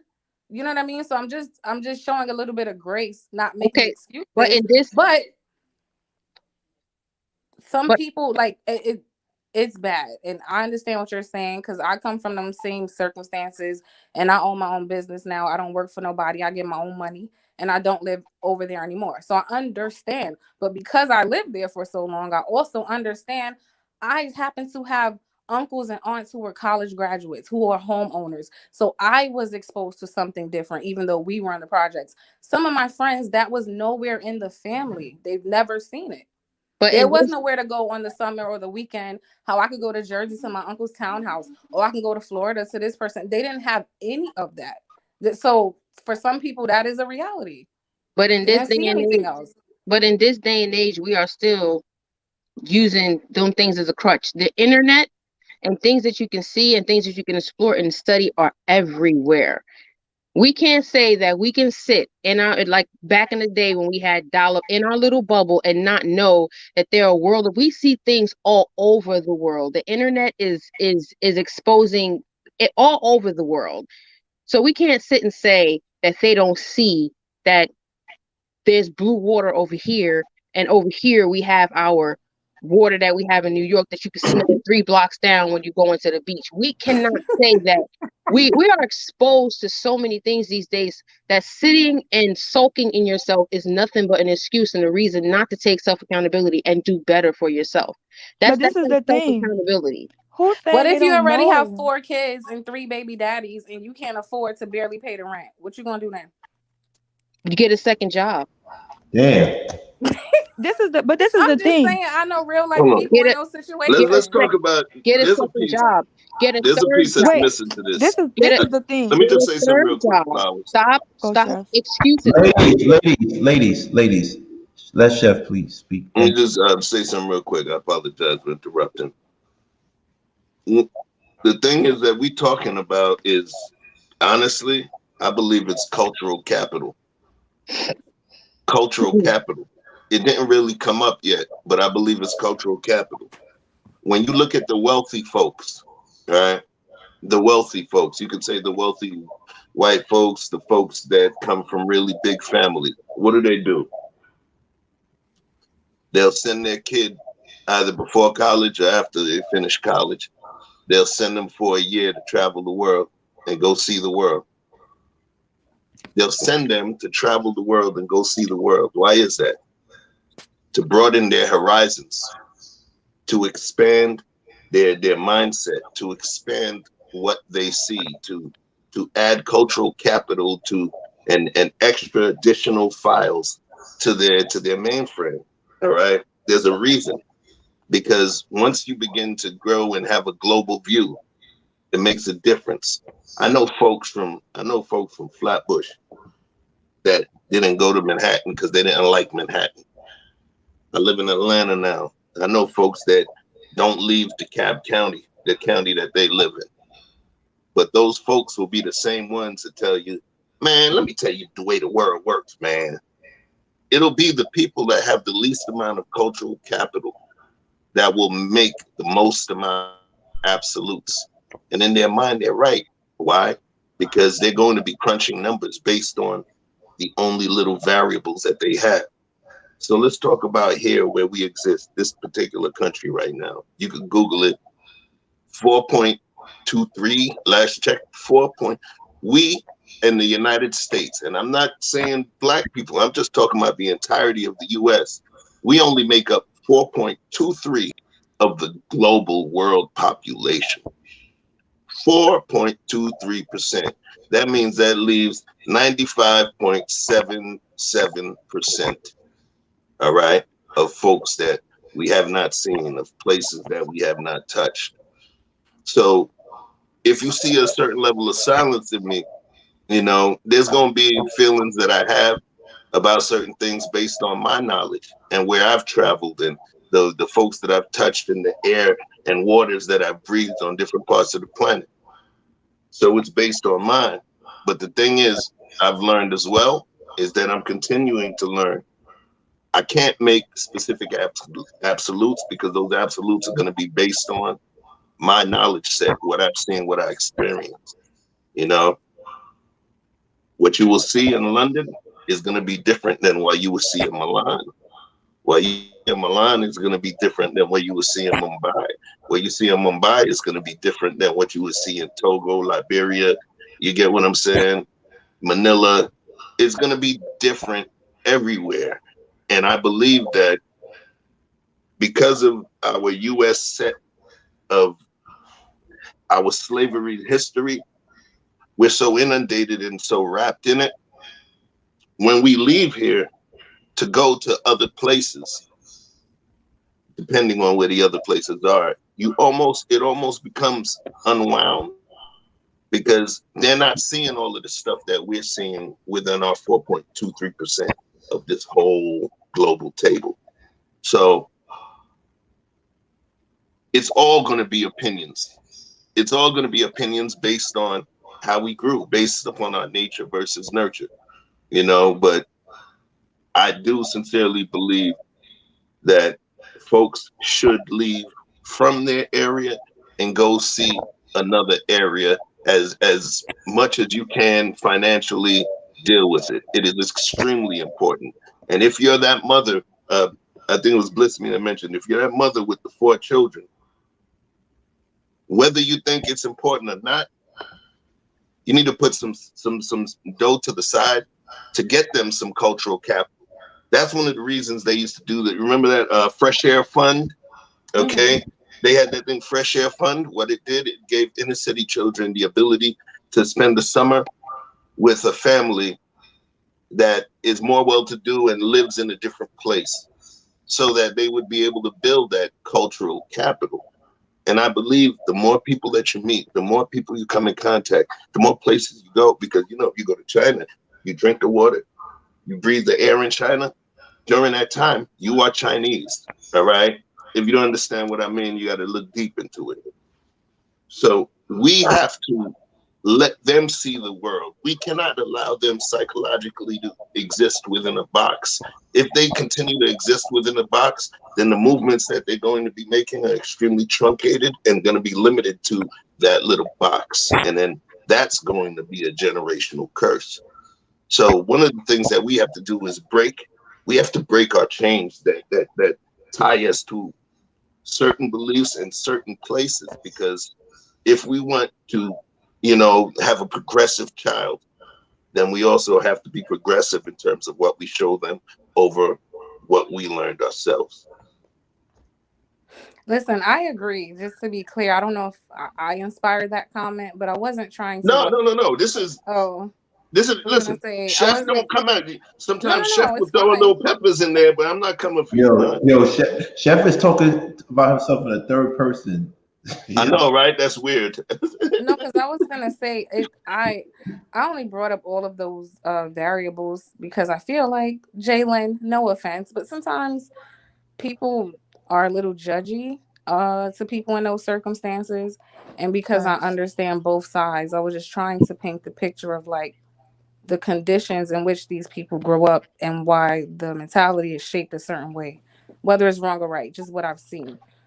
So that was my whole point. And number two was I didn't even travel until I was 30. And that's because I come from the type of family who they never really spoke about traveling. Nobody thought, let me get this child a passport. Nobody thought, let me introduce you to even going to domestic travel, like nothing. So I was just trying to shed light on, it's not an excuse because at this point I've been plenty of places, but it took me to be a whole adult because of the environment that I was in. So that was the only point I was trying to make. Right, and that's the point that I was stepping on when I grew, like where I grew up. They used this term, and I turned it into a positive thing for myself. And I take a lot of self accountability, even for the person I've become now, and I'm still forever working on myself. So I don't live by the excuse factor. So that where I came from, it was the pimp line: if you knew better, you do better. Right. So if I know that my environment kept me at a level that it did, and I now have a child, why wouldn't I want to do better if I know better? So parents or people who are in the situations where they are keeping that child in that small bubble in that environment because I want to pass on this rent control or whatever it is that they used to have in New York that I know so well, and I want to give this to my child. Is the environment that I'm keeping them in going to be better for them, or do I need to take those chances and those sacrifices to put them in a better place where I didn't want my child? When I was younger, my pastime was watching crackheads not out. When I was younger, I had to walk out of my house and learn how to lock my door within 10 seconds because someone would break in. When I was younger, I had to walk over crack needles, and some of my best friends were crackheads because that was the environment that I was in. Me knowing this as a child and growing up now to become a teenager, and now I have a child, why would I want to pass this on to my child? Do I want to put them in an environment where they can go out and play in the backyard and not have to worry about gunshots? Or do I want to put them in an environment where their pastime is not watching crackheads, where they're watching other kids play and families grow? Or do I want to put them dead smack in the environment that if I survive, they'll survive? Or do I want to put them in a better head start? We have all these head start programs now. We have all these children going to school at 3 and 4 to start to get ahead in life. So why would I want to keep them in that little bubble? And if I'm a mother of 4 and I've made these... Are you a mother of 4? I am not. Okay. If I was she was using my example, I think. If I was a mother of 4 and I now have these 4 children, and sorry to say, if I'm a single mother of 4, I've made this, and unless, we're talking small percentages where the father may have passed away or suddenly got killed, and I've made, if I have 4 kids and 4 different fathers, I've made these poor choices. Why wouldn't I now take accountability for my poor choices and get 2 jobs or get 3 jobs and do what I need to do? Can I ask you a question? Why do poor people have more kids than rich people? Because they have too much time on their hands. I was in college, right? and I don't have. I'm living good. Hold on. I feel Wait, like but let because me. they have way too much time on their hands and they're not doing anything with their time. I constantly hear some people complain, or I had a friend that used to complain all the time. You have a regular 9 to 5 working at a fast food joint and you come home every day and play video games and you want to complain about the world. What are you doing to make your situation better? Or you go to a job every day that you don't like and you complain about this job on the job every day. You go home and complain about the same job. What are you doing to change your situation? Except for looking out to blame, you need to look into yourself first and know that Okay. you're doing everything that you need to do to get yourself either out of the situation or to change whatever is going on that you don't Can, like. A lot of people go to can, work. can we go? Can we go back to that question I asked? Sort of. Why do poor people have? We just switched the whole. We're not even talking about racism in bedroom. No, we talking about this generational pop. Why do poor people have babies, more babies than rich people? Because they have more time. Because me, I don't have any kids right now because I know how expensive it is, right? We don't have But kids either. why do poor people have babies? Is it because they have free time? They Or don't value their time. They don't Period. understand. They don't value their time. They don't understand that this is time that you will. This time you won't get. They got too much time on their hands and they don't value their time. Okay, I could say something. Hmm. Yeah, go ahead. Go Okay, ahead, this is Sharon. my thing. It's not that people don't know, it's that people don't care. Understand this. Whatever part of um Jamaica Queens, you can't take everybody out of Jamaica Queens. You can't. You will not be able to take it. So nobody's against travel. Nobody's saying that that's the wrong thing. What we're saying is people are desensitized. Y'all know what I'm saying. Yeah, I know what you're And saying. Desensitized. conditioned to be in the conditions that they in. So think about this. When we grow up, this is real life. This is real life. When we kids, when you turn 15 and you get a body, they're gonna tell you this. You get you a man, you get a man that's older. Okay? Now this man don't got to marry you. But if you deal with a man that's in his 20s, if you get pregnant by this man at 15, he can never DNA test you. Okay? So you got him trapped, which is why I tell people, watch the young girls because the young girls are in it. I've had girls sit me down and tell me, you get this man, he gonna give you money, you gonna get this Section 8, you gonna get this on the system. I know people who have 10 kids together that's been together for 12 years. They will not get married because they feel like in their mind, they literally feel like they're winning. And if that's their mental, that's their mental. They don't care. So whatever you say, it will miss them every time. It's like dealing with a schizophrenic person. And they're telling you that somebody's over there calling their name. This is their mental.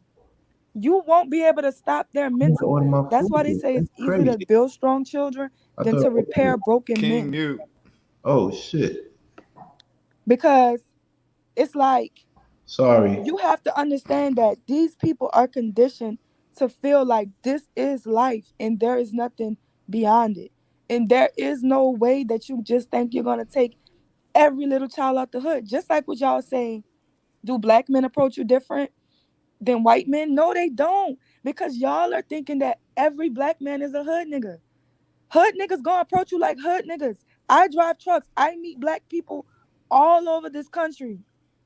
And those black men who drive trucks, those black men who work at these shippers, those black men who ain't hood niggas, they approach you respectfully.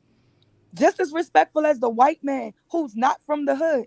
Just like I told y'all, if you meet a hood nigga who just so happens to be a white man, he's gonna treat you like he's a hood nigga. But a I hood think nigga and a black man is not synonymous. yeah, I think a lot of I time ain't gonna lie, Cheryl. You said the N word 20 times in 2 minutes. I'm You are sorry. amazing. No, that's all right. I'm just messing with you. I'm messing with Can I you. answer that question? hold on. And I'm saying I hate when people I She's the think think real some that sister. black person and I hood think is the same sometimes thing. Like a hold hood. on, What Cheryl. you Hold mean on one black second. Sherelle hood and Darrell. people? Hold on one second, just 1 second. I think sometimes we confuse hood with poverty. Hood sometimes is a reaction to your environment. You know, sometimes you can be rough around the edges. You may not have the great vernacular. It doesn't make you hood.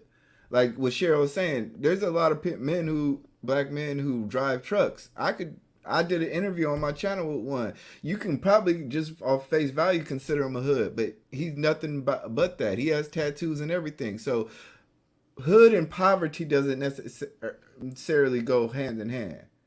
It's sometimes just urban versus, you know, being black in America. So I just want to make that distinction because sometimes we get that kind of confused. You can't. Some black men are just not this stereotype that we try to put us in. You know, we But do want to. she's not wrong. Listen, Yeah, you should travel. I think even all of us could think now, if I would have knew what I know now back at a time when I was younger, all of us have that. But to be from the place that you're from and to make it seem like everybody just has that opportunity to get out, then you must have never seen that I know children who dropped out of school at 11 and 12 that's to a sell fact. drugs because their Yeah. mamas was on drugs to take care of the rest of their brothers and sisters who been in jail since they was 18. Life gone. You telling me what was their chance? I know little girls whose mama sold them at 7. Tell me what chance? When she's been addicted to heroin since she was 8, 9 years old because men was passing her around because her mama was sick. Tell me she had the same life as you.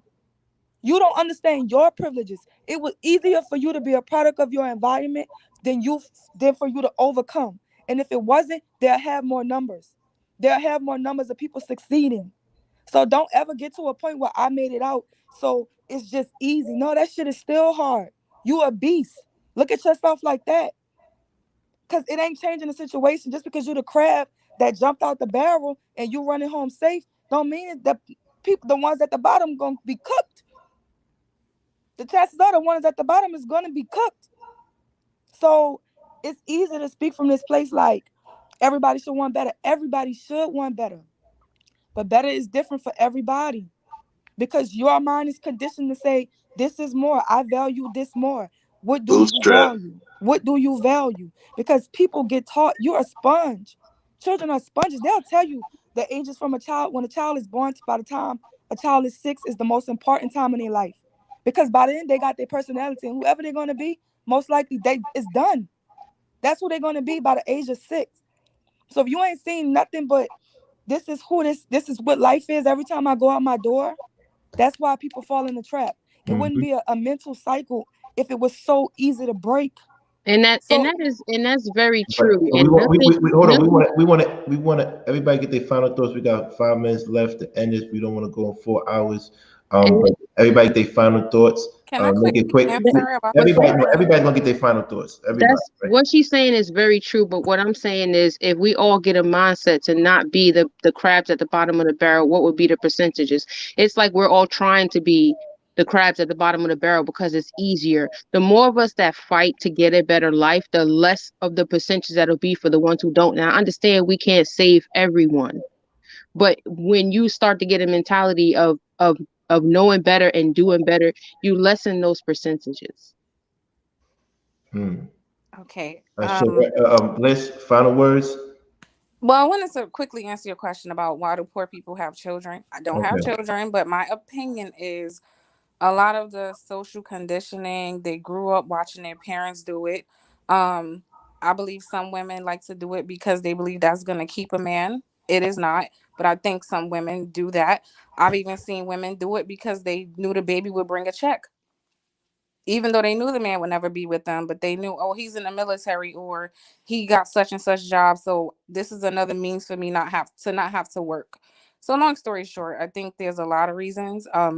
And to Jalen, I really appreciate talking to you, but I do think you have a little bit of like a underlying issue with maybe the community you came from and people that maybe come from there, because you seem to Yo, have like fuck the hood.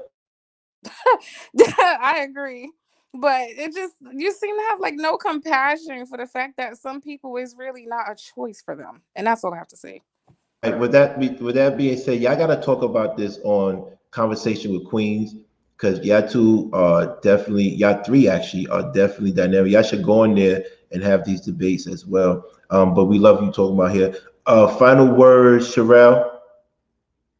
Okay, so this is what I was saying, because you said that we not choose to be in the bottom of the barrel. Listen, we did not choose. We was born into this. We was born into these ratchet ass families, these crazy ass families. We was born this way. And take that from a person who is nothing like my family.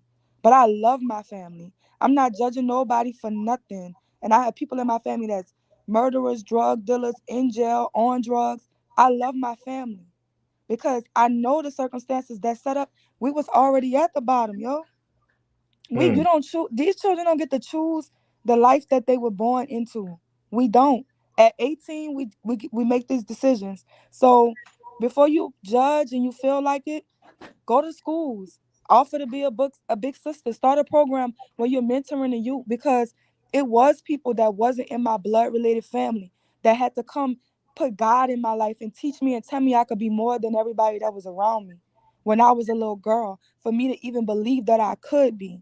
Because I'm gonna tell you this, if I have a child tomorrow and I tell my child that up is down and down is up, left is right and right is left, and the sky is green and we monkeys, that's what my child is going to believe, whether it's truth or not. So when you speak, just speak from having a better point of understanding. And if you really feel like it's an issue, do your part to give back, do your part to show love. So good night, y'all. All right, Good all right. night. I see y'all tomorrow. So I want Oh, but to you see I got us to 800, right? I was on the phone with people listen. You coaching them through. you are amazing. You're the only person that cares about me. To be honest with I you, was coaching them. I'm on the phone with people. you I'm are like, the you better wait only these person that 5 minutes. cares about me. Thank you so much. And guess what? We got a big surprise for you. I'm telling you, I wish you was in New York so I could just surprise you for real. But hopefully you come up here. Who's your girl? Your girl Bree, right? That's your girl? Yeah. Tell her why she's so mean to me. I'm not a colorist. I'm gonna She talk to her because I don't know what Eric was happened. Oh, tripping too. I I'm gonna heard you talk to tell my her. people because they Yeah, be cutting up. yeah, you need a channel. You need a channel, Sherelle. You need a channel. Straight up. You need a channel. You dope. But tell her I'm not a colorist. Maricela is the only moderator we have. She's the only moderator I trust. And I don't know why that's an issue. She doesn't highlight the words. I do. But if I don't highlight you, because clearly I'm probably busy or whatever, but I don't want any issues, you know. And that's the thing. I think I told her Bree is cool. I think somebody called her a bot, and I was like, nah, she's a beautiful young lady. So why would they say that? So I don't know what happened in the chat room or the garden. Hopefully it gets corrected, and that's all. Yeah, hopefully so. It's gonna work itself out. It should work We itself doing some out. great stuff over here. I want to tell you, you took something negative and you Mm, really turned it into a positive. wow. And I'm gonna tell you, y'all go crazy. The men, E Black and Darrell, y'all will go crazy with the men. But when it comes to the women, you don't. Y'all shut all shit down. Y'all don't let women get disrespected over here at all. Not even No, funny comments. So nah. salute to y'all for that. Yeah, Don't that's play what that. it's about. That's what it's about. I don't want to play those games because I don't understand when you're in a room full of women, like be easy. It's women in the room. Like we don't gotta do this tough thing. Usually guys that act like that they got mother issues or they got money issues. One of the M's. Money or mother issues. You know what I mean? Like respect women. Like it's cool, man. I still call my mother mommy to this day. You know what I mean? Like I don't play. I just don't get it. But that's just on me, man. Yeah. Right. But it was a Anyway, good show today, y'all. yeah, it was a great show. Thank you so Appreciate much. it. And we Yep. hit the numbers too. We hit close to hit the 150s. We got 800 and change. I'm still in my heart believe I could get 1,000 by Friday. I still in my heart believe that. I need everybody in the chat to go make 5 fake YouTube pages and subscribe tonight. And Okay? to me. It's that quick. Go make 5 Gmails and subscribe to the channel. If everybody do that, we're gonna be at 1,000. I hope they listen. They might listen to you because they love you. You know what I mean? Mm-hmm. I Yeah. love them too. Shout out to the chat because that's my people down And there. then why every man trying to talk to you? You told him that you not looking for nobody. I don't know. It's the voice. So tell me that you occupy. You got somebody ready because they be trying to. I don't have nobody, but I just don't date. Okay, how to explain that? I just don't because I work so much, and then I don't know. I'm a difficult person, I think. Okay, she just told y'all she's beautiful, but she's crazy. Leave her alone. Red flag. I'm Red not flag. crazy. Red flag. I'm different, real different. Different. Yes, Um, she's different. yeah. So E Black, you want to close out then Chef, and then we could all go home, and then Maricela could stop verbally abusing me on this phone right now. Maricela. All right, guys, it was a good show. Lovely ladies ended it off with a great topic. Don't want to include more on that topic. I think everybody has their own lights. I think that's just showing its own self. But the one thing I do want to say, Election Day was yesterday for a lot of people, Right. and But my enemy became the mayor of New York. Peep that. Now I'm in trouble. yeah. What So am I? He's cool though. tomorrow I'm going to be on Brother Clarence's show talking about voting. I also have a video that's on my own channel in which I think the Lincoln Project, which is very much tied to the Democratic Party, they did some stuff in which I think we have to get resolved in our community. We have to kind of understand what's really going on and this race baiting and this stuff. So I want everybody to go check out that video. You don't have to subscribe, but just check out that video because I think what they did was very uncalled for. But other than that, everybody enjoy the rest of your evening. I hope you guys have a good evening night. What's up? What's up? What's up? It's your boy Chef. And you didn't even do the rock. You didn't do the rocks either. You didn't even do that. So wow. Yo. It went 4 hours. You didn't even Oh, do you know what? Because we was jam sessioning. That's Oh what yeah, it it was. was jam session. Yeah. We was jam sessioning. All right. We ain't gonna lose that one again though. All right. But listen, tonight was a pretty dope night. We had a lot of new people in here. Hell yeah, we were feeling you, Sherelle. We had a lot of new people in here, and I'm just going to show some grace and say that some of those new people did not get to hear the whole dissertation on the rocks, the flowers, our sphere, and True Pill, because there was some different type of comments coming in. But I'm gonna let that float. You know why? Because you didn't know, and you're new to the garden, and this is your garden too. So understand this. One, if you have an issue with something someone's saying, you don't have to insult them. There's no need. Cam up or don't cam up. Right. And try to come up so that we can have a healthy debate. Why? Because you may actually say something that may trigger her brain and may make her start feeling the same as you or closer on that spectrum to you. But the thing is, in order for you to do that, you will have to elicit this level of power and not this level of power. All right? Empower yourself. This is your garden. You're one of the rocks that stand tall in the garden now. So I just want to make sure that your voice is going to be heard too, brothers, my brother rocks that are new to the spot. Just come through, hit us up. You want to jump up, you want to speak, you want to debate. That's what this is for. That's what this is for. Hearing stuff you didn't hear before or what have you, man. And for me, it's beautiful.